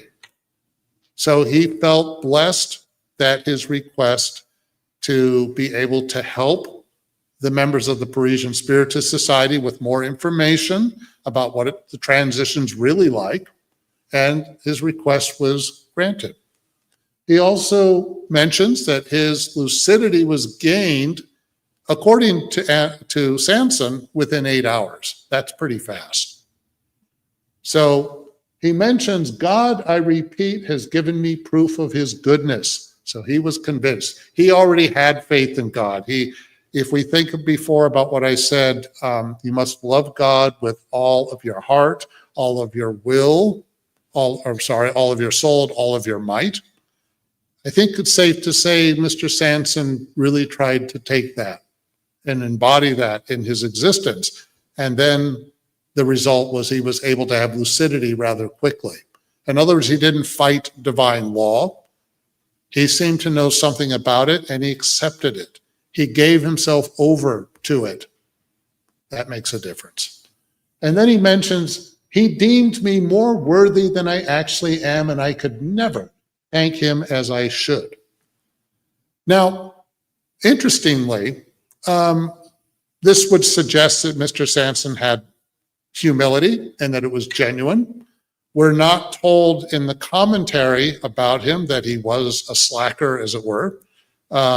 He felt like he could have done more in the time he had. He wished he had done more for the Parisian Society. He wasn't able to. Maybe he didn't when he was healthier. That's not clear. But at the same time, and Mr. Sanson can read the thoughts of those who have evoked him in the mortuary, and he can see that they actually have very positive thoughts towards him. They saw him as a really upstanding, kind, compassionate individual, and they liked him. And he was thankful for that. And he says, thank you for your thoughts, your positive thoughts, which I can all read now, and so forth. So he really appreciated that. Again, we can assume that his humility is genuine and it's not an act. If it were an act, this may not have happened. He also was asked if he retained his awareness up to the last minute of his life, and he said, yes, my spirit retained its faculties.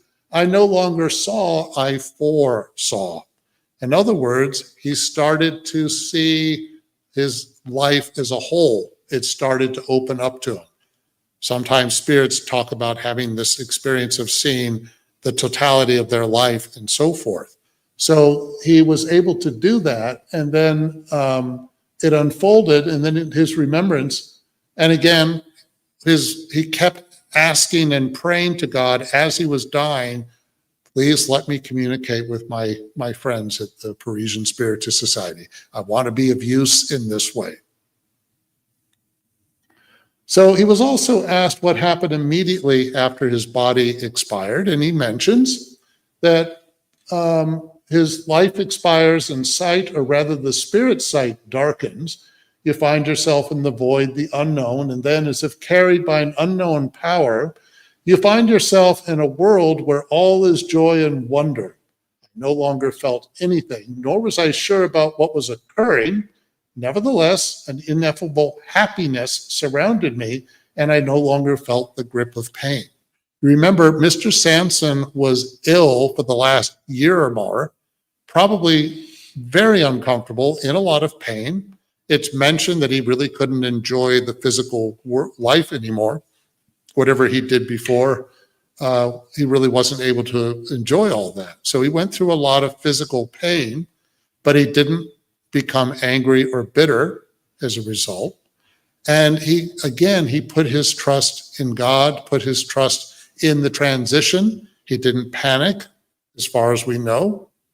And this helped him to gain lucidity rather quickly. And again, he felt genuinely happy. So he felt more at peace. Later, during at the cemetery, while he's being buried, he gives passivity again to a medium there. And again, this is not too common these days in Spiritism, but there you go. And what he mentions is he's now offering some advice. Again, he has even a little bit more time than he did after the mortuary, so perhaps he has a little more lucidity at this moment. And he says, "May you no longer fear death, my friends. It is only another step for you if you have known how to live well." Do we know how to live well? What does that mean? We could spend an entire day talking about what that really means. "It is full of happiness if you have worthily deserved it and have completed your trials well." Put simply, if we understand what we're facing in this current life, are we trying to work with it, learn from it, get through it as best we can, or are we fighting it every step of the way? And we do need to make an effort to try to get through whatever we're going through. I believe it's the Gospel according to Spiritism says, if you're sick, call a doctor. So we shouldn't misunderstand this point.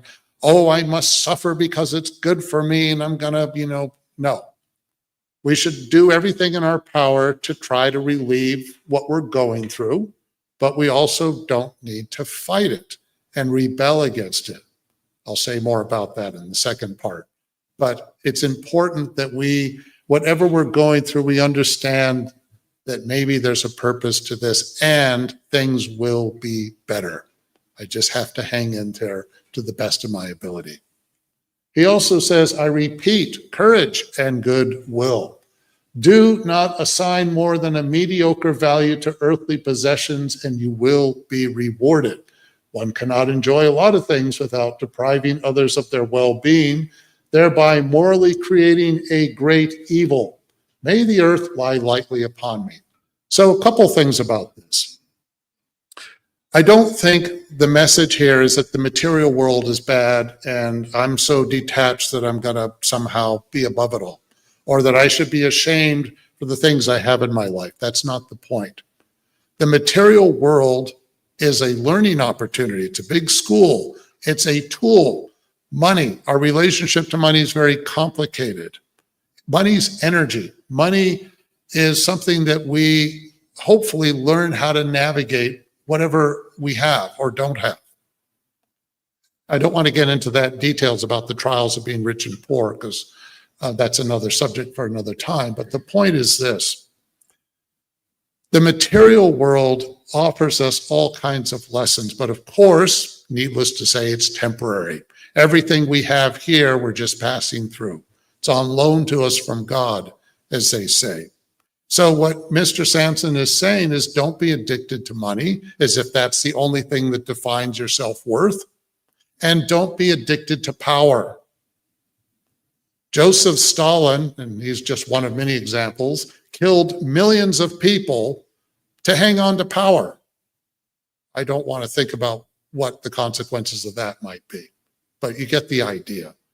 When we're addicted to power or anything like this, Buddhism talks about this a lot. If we're really trying to hang on to something, it creates a lot of unhappiness. So Mr. Sanson is saying, when it's time to let go, let it go. It's fine. It was great when you had it. Hopefully we learned, but it's time to let go. And I'm going to wrap up. There's a nice quote that I want to share with you. In the world of spirits, if there are rewards for every virtue, there are also punishments for every wrong, and the wrongs that escape human laws are always reached by the laws of God. Again, Marcia touched on this a little bit. Whatever we do, whether we are ethical or not ethical or a little bit of both, we can't lie to God. We might lie to others, we might even lie to ourselves, but not to God. And we have to take that to heart. And a wonderful quote, which was also mentioned before, to each according to his or her deeds in heaven as well as on earth, such is the law of divine justice. This is key. To each according to his or her deeds. Whatever our deeds are, whatever our intentions are, that will be the consequence. Thank you. Appreciate it.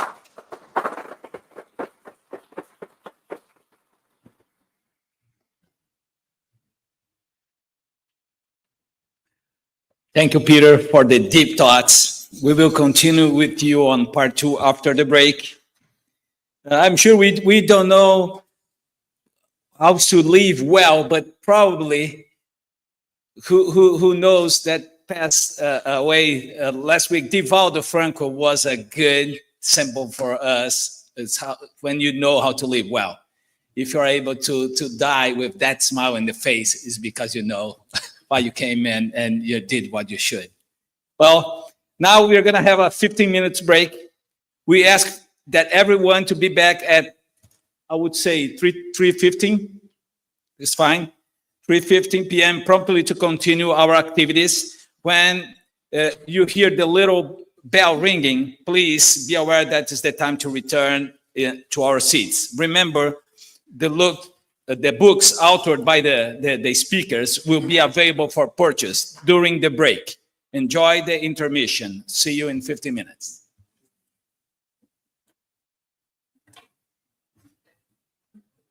Okay, coffee being served to our left. Over here in the canteen, for the ones not aware of that, there's coffee and lots of young things outside to your left. If you have questions, ready? Paper and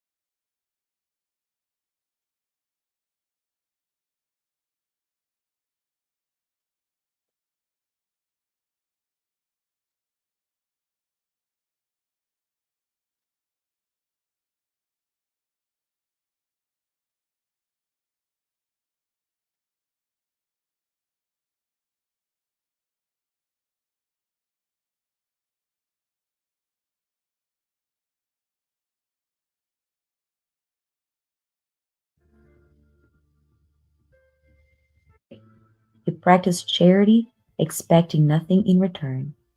He helped everyone with an open.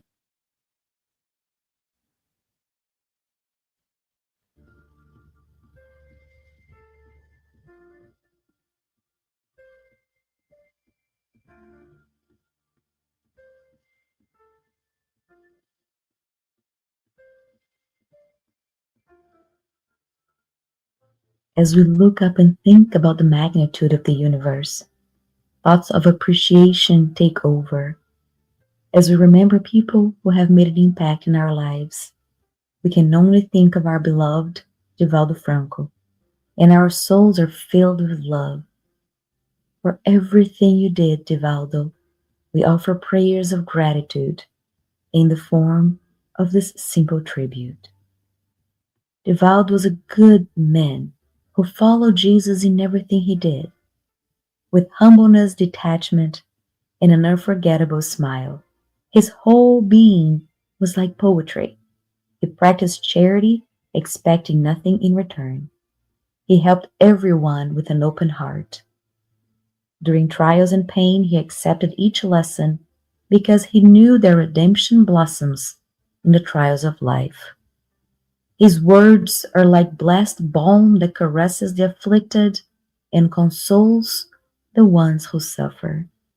Divaldo, a frank beacon that shines in the darkness with his fraternal light to guide us. He became an example of hope, love, justice, and left a legacy of kindness and peace. Divaldo led crowds to get to know Jesus, helped those in need through the consolation that Spiritism brings us. With his words, he touched suffering hearts, always loving, instructing, and blessing us. To this beloved and faithful servant who has now returned to the spiritual home, our eternal gratitude. Queridos irmãos, caras amigas.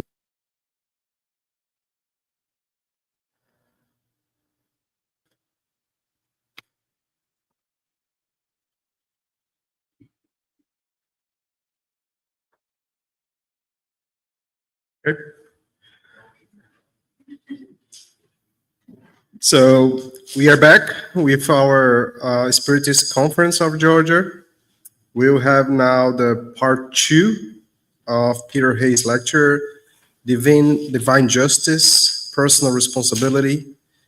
So how our choices shape our spiritual path. One more reminder, please.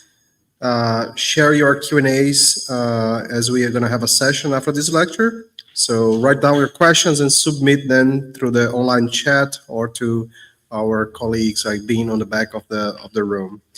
Let's welcome Peter again back to the podium. Thanks, Peter.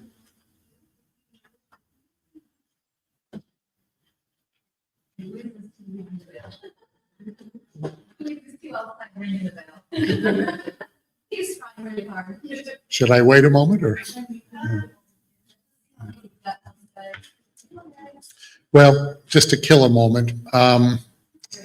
Since Divaldo Franco passed, I just thought I would mention that at the Tri-State Spiritist Federation, the area where I am, where I reside, the Tri-State Spiritist Federation covers New Jersey, New York, and Connecticut. And we were pleased to be able to have Divaldo Franco at the United Nations, which was his last visit to the New York City area. That was just a little over 2 years ago. I had the pleasure of introducing him. I couldn't really talk to Divaldo Franco too much. He didn't speak much English, but we did at least have a nice greeting. And I was able to introduce him and stay with him as he spoke. He was supposed to appear in New York 4 years ago, but it was March of 2020. And it was just as the pandemic was hitting. And even he said, we shouldn't do this. So we all agreed we needed to postpone. And fortunately, he was very determined to, I think, try to get up one more time. He went to Florida. Some of you may have gone for that conference. And then he went to New York, and then he went up to Boston after that. So it was a pleasure to have him with us one more time there. So, okay. So as I mentioned before, in part one, I talked mainly about divine justice and what it is. And since this talk is about divine justice and personal responsibility, we're now going to focus on the second part of that title, which is part two, personal responsibility. And I'm going to start with a couple of questions as a way to sort of focus this, which is, the first one is, if we think about personal responsibility, what do I have at stake in all this when I think about divine justice? And the other one is, what is my side of the equation of divine justice? After all, I don't know everything there is to know about divine justice. I have no idea what the totality of my spiritual journey is, etc. So, but what's my side of the equation? Well, I'm going to focus on the first one, what do I have at stake, by asking some additional questions. I like to focus on these next questions because if I'm ever trying to explain Spiritism to somebody who's not familiar with it, I think there's two general things one has to at least have a belief in or a connection to. The first one is, do I believe in God? That helps, I think. And the second is, do I believe I have an immortal spirit that will continue after this life and is subject to divine justice? If I believe in God, I therefore believe I'm open to divine justice, to consequence, cause and effect, everything that governs our experience. I have that orientation. I think it was Guillermo and I were just talking a moment ago. What if you don't believe in God? I'm going to say more about that later. But you still are an ethical person. Wonderful. You know, I think it's very commendable if somebody doesn't necessarily believe in God, but they still try to lead an ethical life and they take that very seriously. But for Spiritist's sake, I think believing in God makes a huge difference as to how we experience the world, how we feel about the world and our relationship to it, and also that we are an immortal spirit and that that's how we see ourselves. As far as, now, if we say yes to both of those questions, yes, I believe in God, yes, I am an immortal spirit that is subject to incarnations, I'm subject to divine justice. If I believe in both of those, and I say yes, what's the answer to what do I have at stake? The answer is everything. Everything I do is at stake, because everything I think, everything I try to do, it all is part of the equation, so to speak. Spiritism can be a little scary in a variety of ways, perhaps, but one of them might be the thought that our thoughts make a difference. You know, oh goody. So every thought I have might count in some way. Yes, it might. It might. In fact, it probably will. So we have to be very mindful of everything that we do. What do I have at stake? Everything. There's a section of the book Heaven and Hell called the Penal Code of the Future Life, and it basically says, since God's justice is infinite, good and evil are strictly taken into account. If there's not one evil act, one evil thought that does not bring fatal consequences, neither is there one single meritorious act, one good movement of the soul, or the smallest merit that will be lost. In other words, everything we do that's positive also counts. It's not wasted. It's like a little storage bank, our good deeds, but then our not so good deeds also get counted too. So it's all, again, part of the mix. It's a rather complex weighting of both as to how it gets played out as we go forward. It then goes on to say, even for the worst person on the planet, if that person has done one thing that's good, it's an opening. It's a start. So Of course, we're all going to make mistakes. Sometimes we really misuse our free will and we do some really bad things. But if we have a good quality, maybe a few good qualities, and maybe we're starting to make an effort, that can be the beginning of a new direction that we could go in. Now, if we go back to the other question that I raised at the beginning, what is my side of the equation of divine justice? Well, the answer is kind of similar to the other one. Everything I can do that is within my power. We human beings are given the capacity to increase our intelligence. We're given the capacity to increase our free will. We have the ability to problem solve. We're products of physical evolution. We are products of spiritual evolution. We have all of these gifts and all of these abilities. Do we know how to use them fully? I'm sure we often fall short, but that's okay.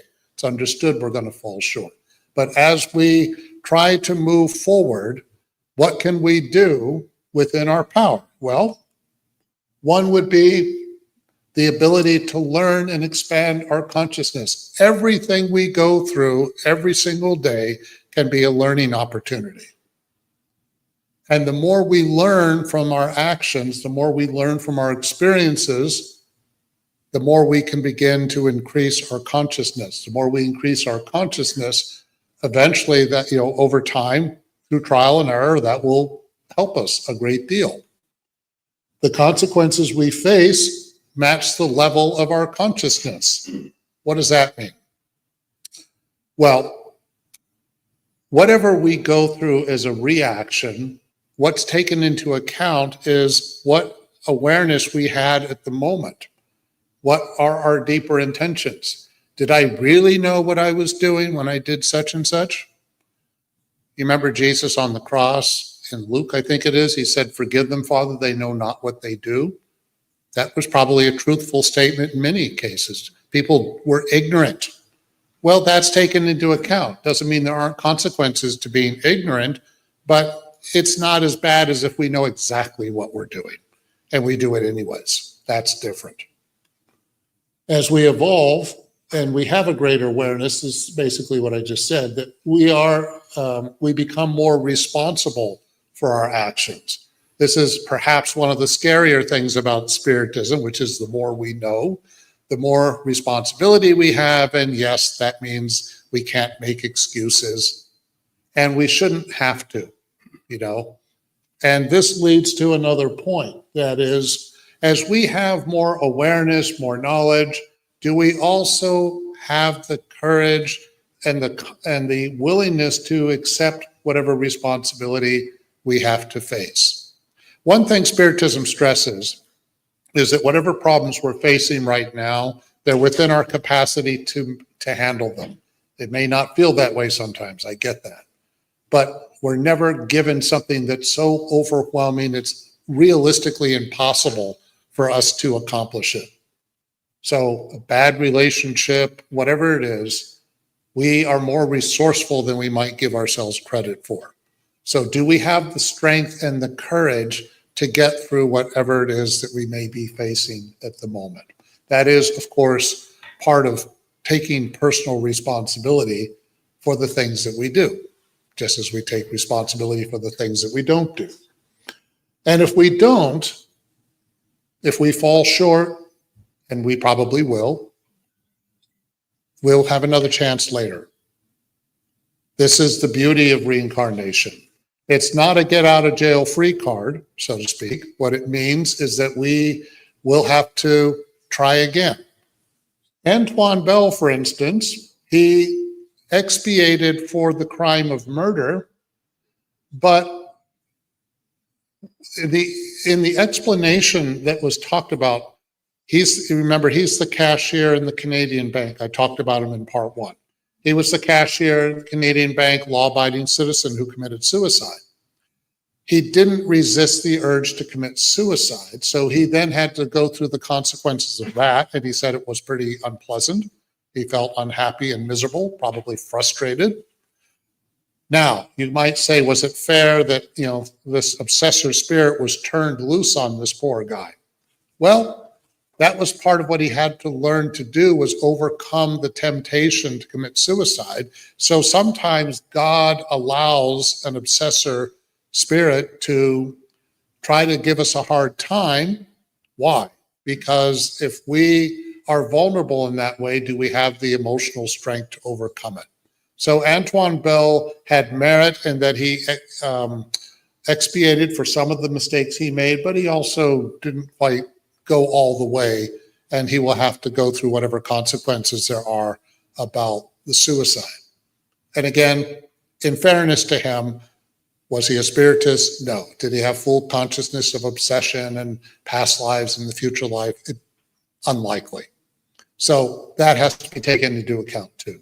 So when we talk about our personal responsibility, how much consciousness do we really have about a particular situation?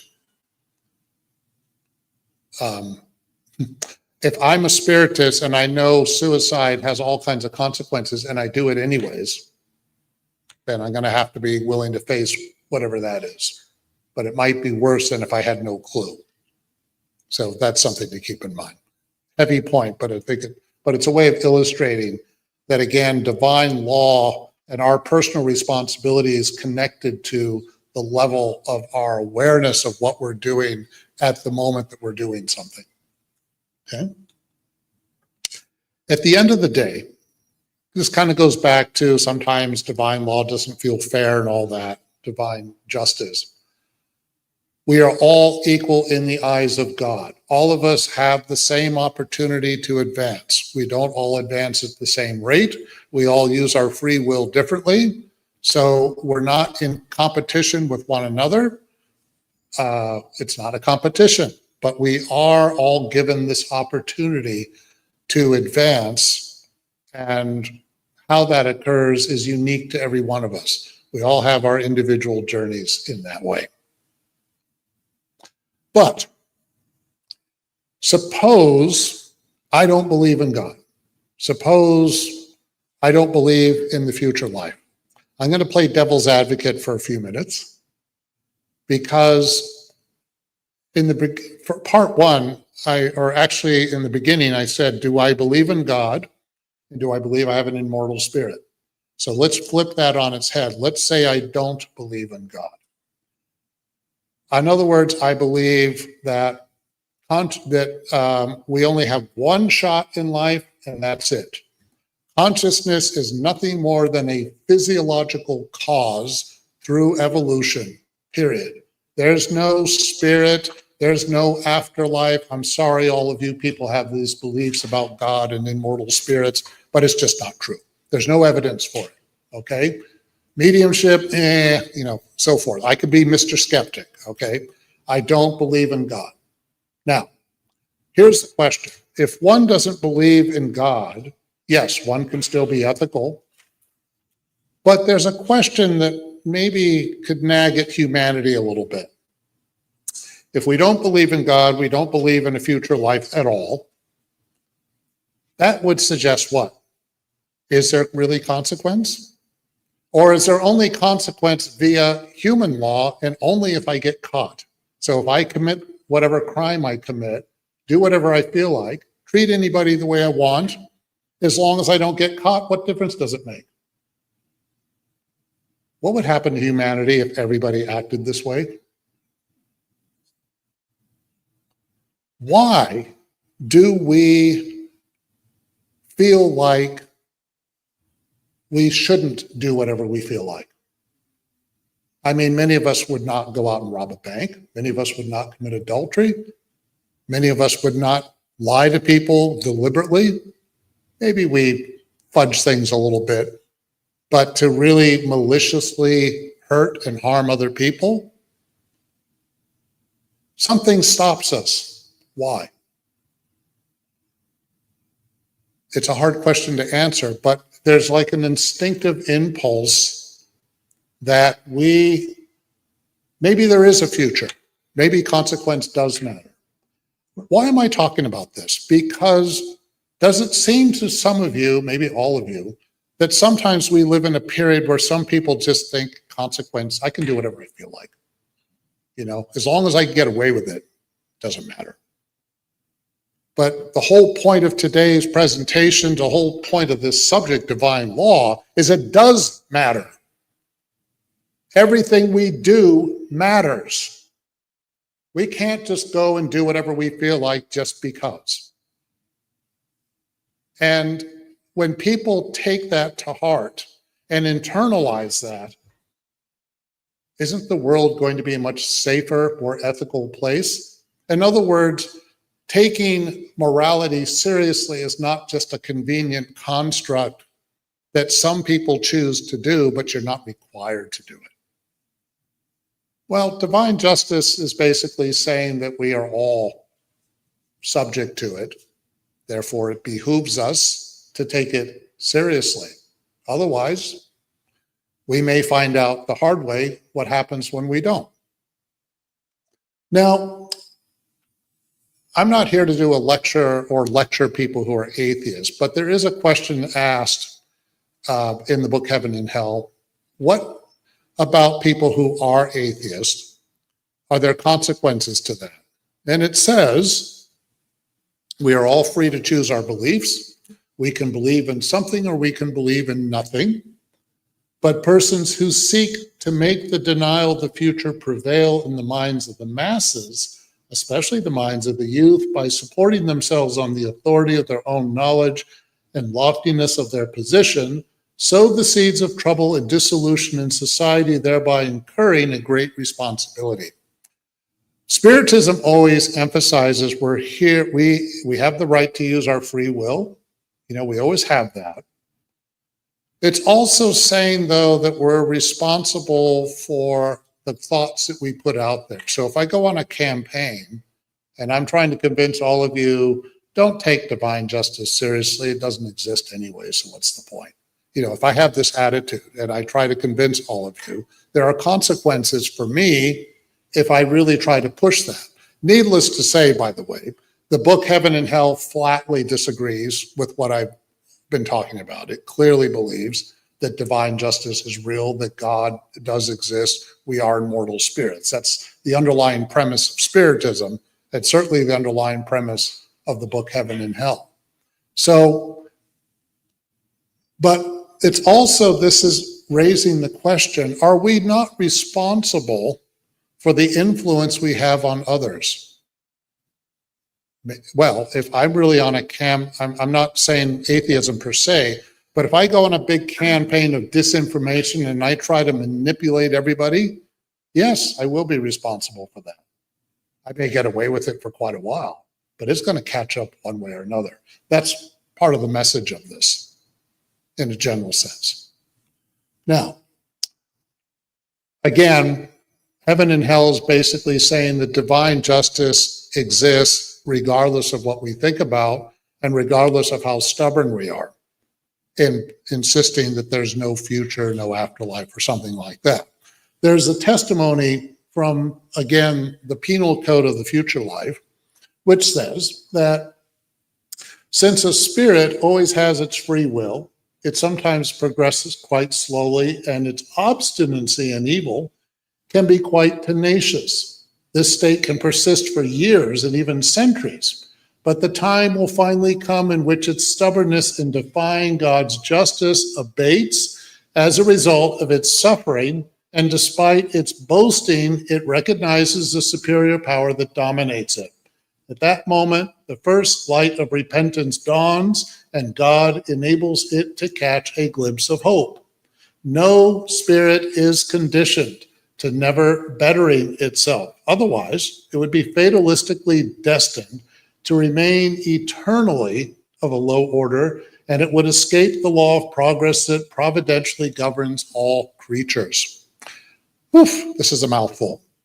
I promise I won't do this to you all the time. But let's focus on the last part of this. Law of progress, part 3 of the Spirit's book. Question, I don't remember the number now, I won't pretend. In part 3 of the Spirit's book, which talks about the law of progress, which again are divine laws, the laws that come from God, What are the biggest obstacles to our progress? Pride and selfishness. We'll talk a little bit more about selfishness. Being stubborn like this, insisting, persisting in wrongdoing, I'm invincible, I'm going to do whatever I want. That's certainly pride, with it in capital letters. And part of what this is saying, and it's an important point, is that the more we engage in wrongdoing, it's exhausting. It just wears us out. And eventually, at some point, we just go, I can't do this anymore. And that's part of the message of what this is saying.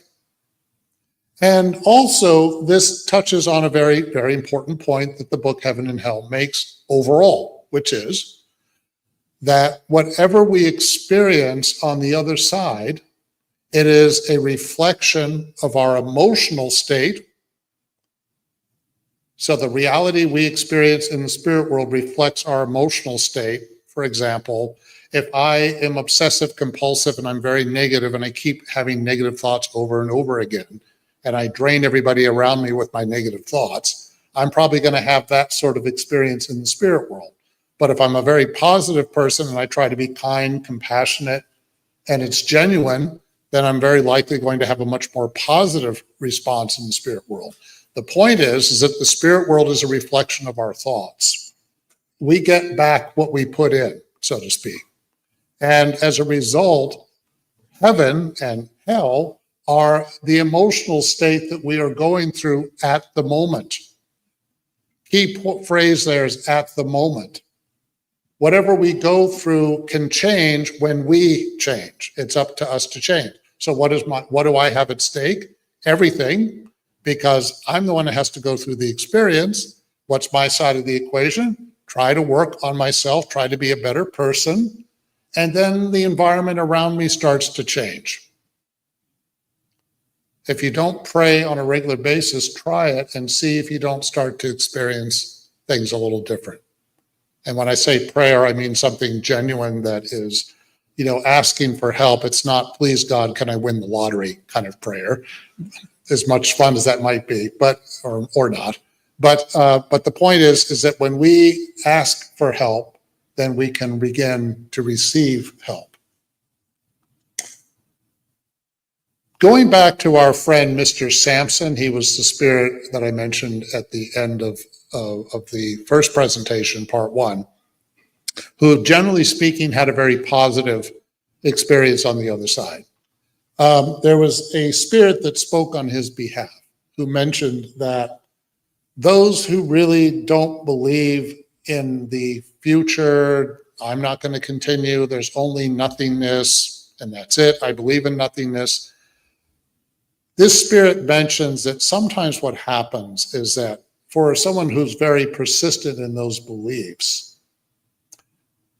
they might start to feel as if they're in a chasm and they're starting to go in, but they still have awareness. If you believe in nothingness, you may hope that you're just going to go out cold, like you're going into a deep sleep and you won't have any awareness at all. But this suggests that a spirit who believes in nothingness might actually feel like they're in a dark place, in a confined space, and they're still aware that they're there. So they may be stuck until they start to ask for help, then things can start to change. Now, I want to spend some time with another example. This is a spirit named Anna Bitter, and the story of her and her father. Anna Bitter was a young girl who was very ill. It's not clear what happened. It's not clear what she's was ill with. Nobody else seems to know either. It's kind of a mystery that the young girl is dying. And she has a father who dotes on her like mad. Presumably he's not married, so he may be a single parent. But he's a father who feels like his little girl is the only one in the world that matters. So he is devastated. I mean, any parent would be, right? And losing a child has got to be a parent's worst fear, I think, for most parents. And his daughter is dying on him, and there's nothing he can really do about it.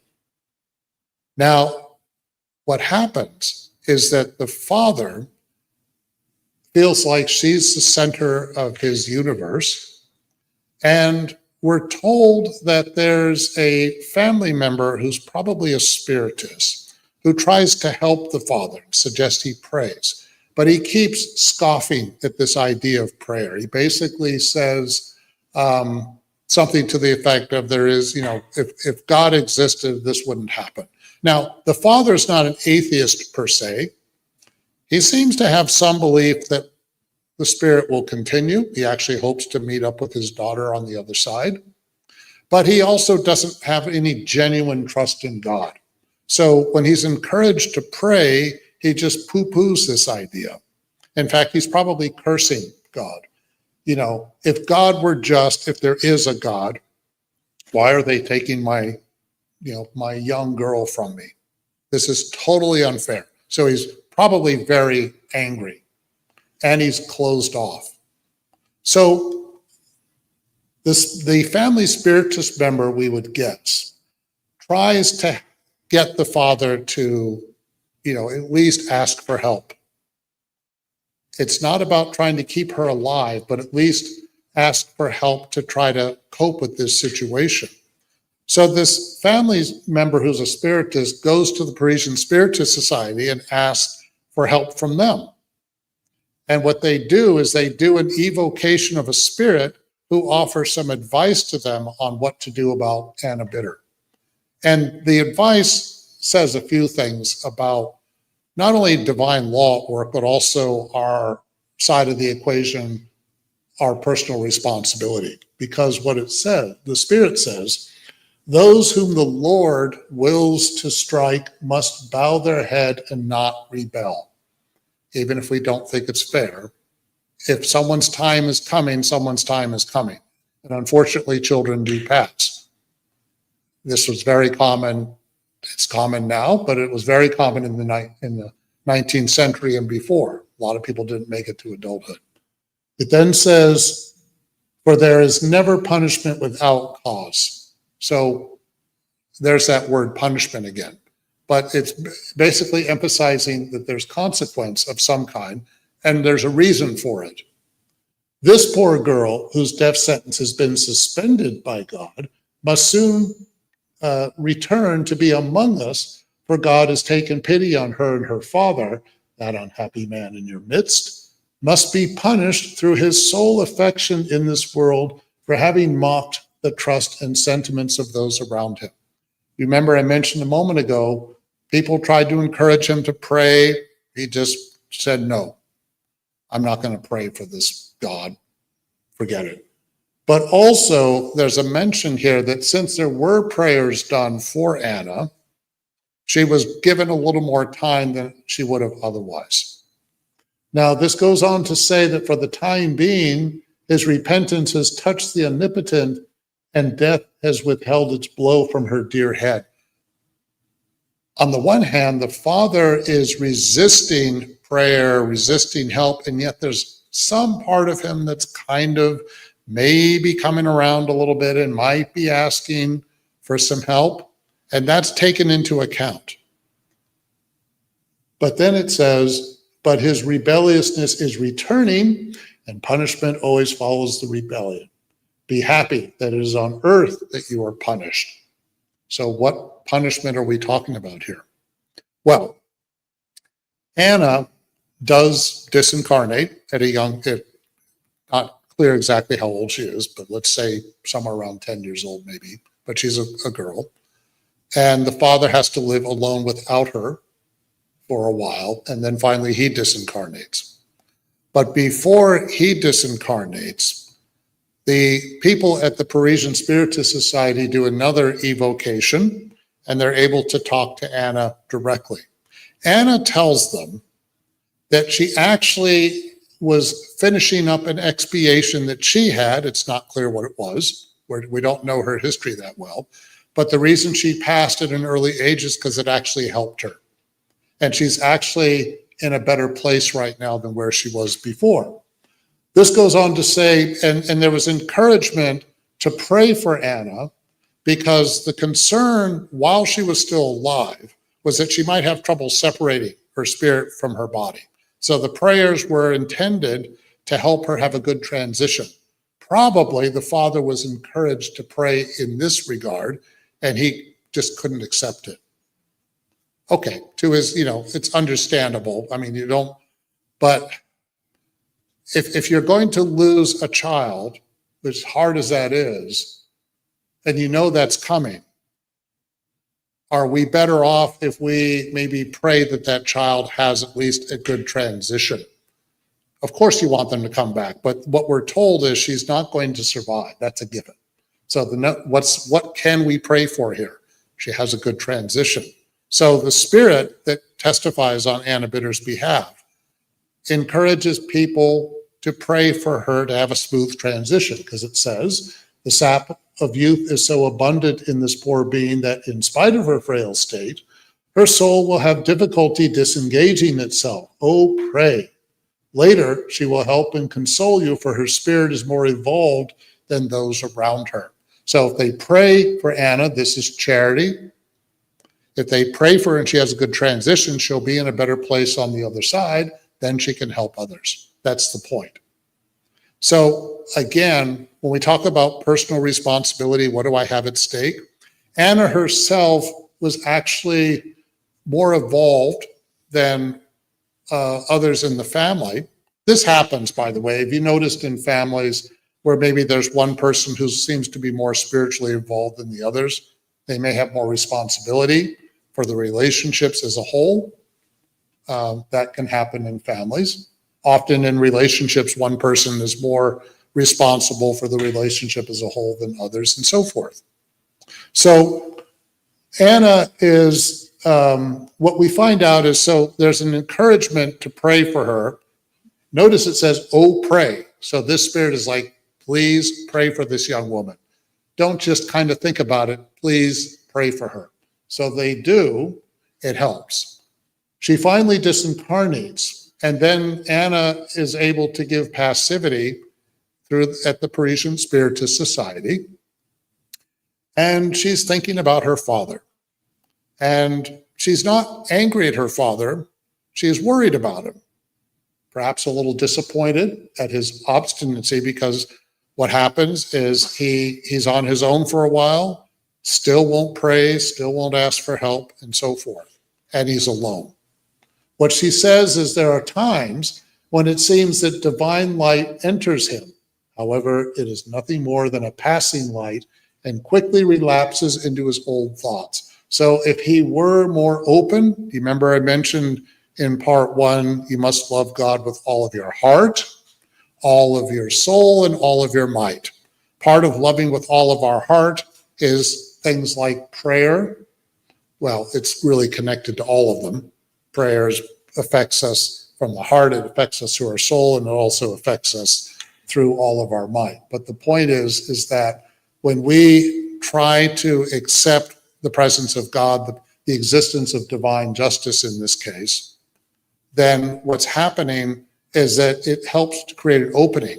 Now, what Anna noticed is sometimes her father was starting to come around just a little bit. The light would start to come into him, but then he would have this rebellious attitude, scoff at God, and the light subsided for the time being. She then goes on to say he only has one seed of faith in him, but it's suffocated by worldly interest and will only sprout by means of new and more dreadful trials. At least that's what I fear. So what Anna is saying is that her father is not, he's very attached to this world. He maybe has some inkling that there is a future life, but it's not really a priority for him. And the other message we're starting to get about him is that this is somebody who is deeply selfish. So when we talk about the punishment that the Spirit warned about, what punishment are we talking about? There's that infamous word punishment again. So let me switch it to consequence. Okay, what consequence for the father is there? He is not able to find his daughter. He had hopes of reuniting with his daughter. I'm going to be with you on the other side. It doesn't happen. Why? Well, partly because in the spirit world, spirits can vibrate at different levels. So a spirit that's vibrating at a higher level has more consciousness, generally has a more of a balance between morality and intelligence, and that spirit has a greater sense of vision. Whereas a spirit vibrating at a lower level does not have the same kind of vision. Anna is actually right next to her father, and she can see him perfectly well. He cannot see her. In fact, he can't see anything. The only thing Anna's father can see are the individuals that he knew in his past incarnation. He knows that he disincarnated, by the way. He's quite aware of that. But he can only see the incarnates that knew him when he was alive. And his impression is they don't seem to miss him. In fact, they may even be glad that he's gone. Why? Because he was kind of a pain in the neck. The picture we're given of him is that he only cared about Anna and nothing else. And this is revealed to us in some comments that spirits make on the father's behalf, that he was profoundly selfish and would undoubtedly have sacrificed everything to save his daughter. Well, that's commendable as a loving parent, but it goes on to say he would have unscrupulously sacrificed other people's interests to his own advantage. Except for his daughter, he was not attached to anyone. So, in other words, sounds like he was an emotional vampire who would drain everybody else's energy, anything to save his daughter. Who knows how he treated other people? Maybe he took his anger out on people. One could, fill in the blanks. As a result, he alienated people. And the other question one could ask is, okay, apparently Anna was the most important person in the world to him. I'm sure he did love her, but on a deeper level, did the father really know what love is? Or was Anna more of a narcissistic image of himself? And so this is somebody who, if I feel like my family, my biological family, are the only people in the world that matter and nobody else does, and I'll gladly sacrifice everybody else, that's not love.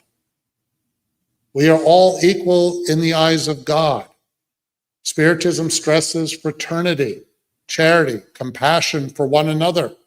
We're not going to love a stranger the same way we love a family member, but we don't have ill will towards a stranger.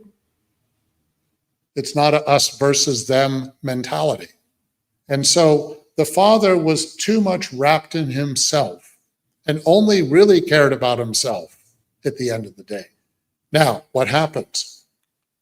He took no interest in anyone while on earth. Here, meaning the spirit world, no one takes an interest in him. He is alone and abandoned. That is his punishment.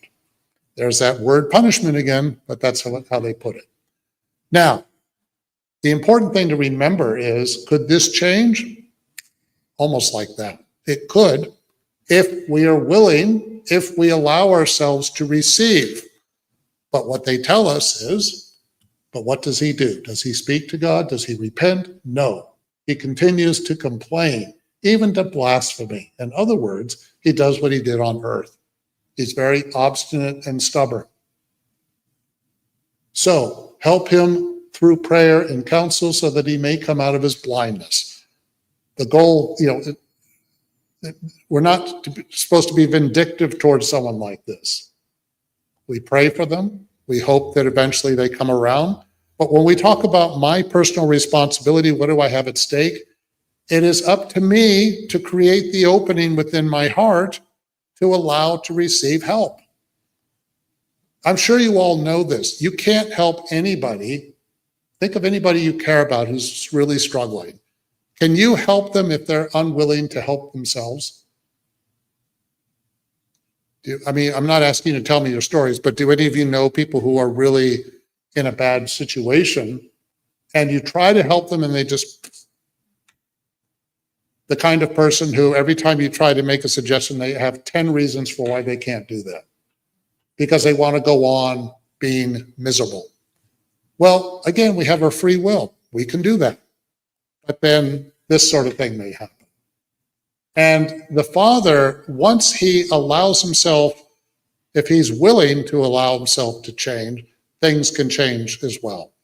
If you know the book No Solar, you remember Andre Louise is in the lower zones. When he starts praying and asking for help, help finally comes.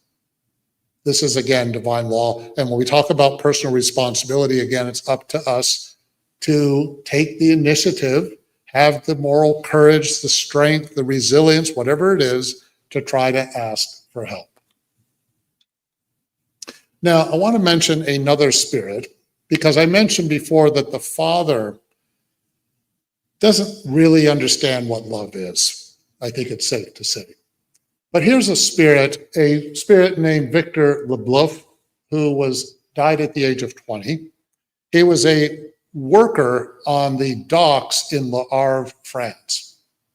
And whatever money he earned, he put the money towards caring for his mother. His mother was poor, they were poor. And his priority was to make sure that she was secure. He didn't spend the money, he wasn't frivolous, he wasn't, living the party life that someone at that age might be tempted to do and all that. So his priorities out of love, a genuine love, were towards his mother. He disincarnates at the age of 20, and he is actually in a very positive place on the other side. What does he say? My friends, life is painful and difficult if you do not hold its true purpose before you. But I can truthfully tell you that when you come to be with us, if you have followed God's law, you will be rewarded way beyond your suffering or the merit that you feel you have accumulated for the life hereafter. In other words, if we know how to truly love unconditionally, then we're starting to put ourselves in a path where we open ourselves up to the benefits of divine justice, a more pleasant relationship with divine justice. We're not rebelling in this point. He then goes on to say, be good and charitable, show that kind of charity that is unknown to many people and which is called benevolence. Help your neighbor and do more for others than you do for yourself, for you may be ignorant of their inner misery while aware of your own. So he's again emphasizing the core teachings of Jesus. I'm sure you guys know that if you read Sermon on the Mount, Matthew chapters 5-7, wonderful summary of the teachings of Jesus. And what he is emphasizing is that when you try to put that into practice, then you can really begin to feel in a much more peaceful and happier place that is sustainable. Part of the point of divine justice, and again, Marcia touched on this, is that it's driven by love. Reincarnation is the engine of our spiritual progress. But in terms of our relationship to divine justice, a sustaining relationship, it is love. And I'm going to start to wrap up from a spirit named Georges. This spirit made comments after Mr. Sampson, and he talks about what love can do. He says, love knows no bounds. It expands throughout space, alternately giving and receiving divine consolation. The sea seems to extend infinitely beyond one's sight.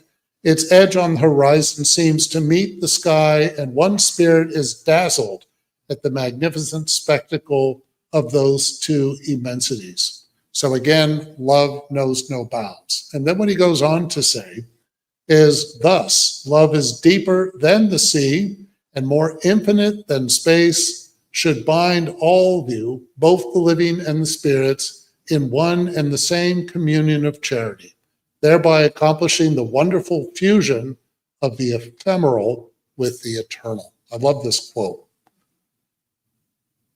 Love is the natural state of things. Yes, we use our free will. Yes, we make mistakes. Yes, we engage in wrongdoing and all that. But it's not because wrongdoing is inevitable. Most of the time, we cause the problems for ourselves. Again, I'm going to quote Ms. Marcia again. We are the architects of our own suffering. This is really, really important to understand. Wrongdoing is not inevitable.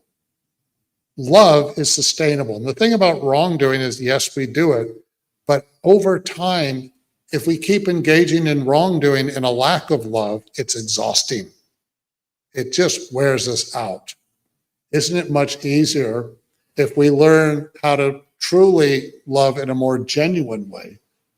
And when we do that, it puts us in a deeper state of peace and serenity. It means that everything we confront, we can handle. And it also, again, embraces the idea that life continues. Because if nothingness is all there is, then love doesn't matter either. And that seems very short-sighted. So to wrap up, divine law and personal responsibility is about all the ways in which we can utilize love toward one another and toward ourselves.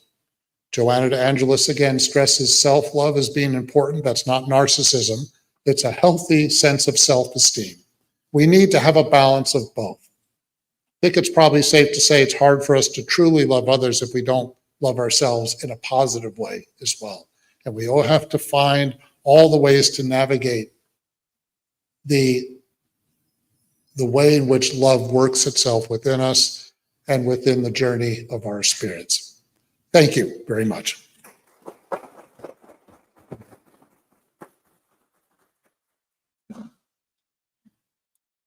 Well, we may figure out that love is not one tool that we use to evolve. It's the only tool that we have in this universe. Again, Peter, thank you very much for your participation on the Conference of Georgia. Those were some good insights into the impact of our actions. We will now have a special activity. Marcia prepped a breakout section for just this event, but for the ones that are online, sorry, but we are not streaming this section here. Probably for the ones that are online, we are gonna come back at 5:25 p.m. after the break, and then we are going back online with the next activity. And for now, I would like to welcome Marcia and lead our way to a small groups discussion here. Thank you. Everybody?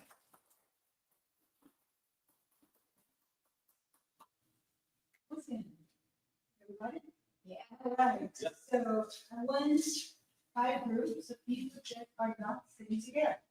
I'm going to start 1, 2, 3, 4, 5.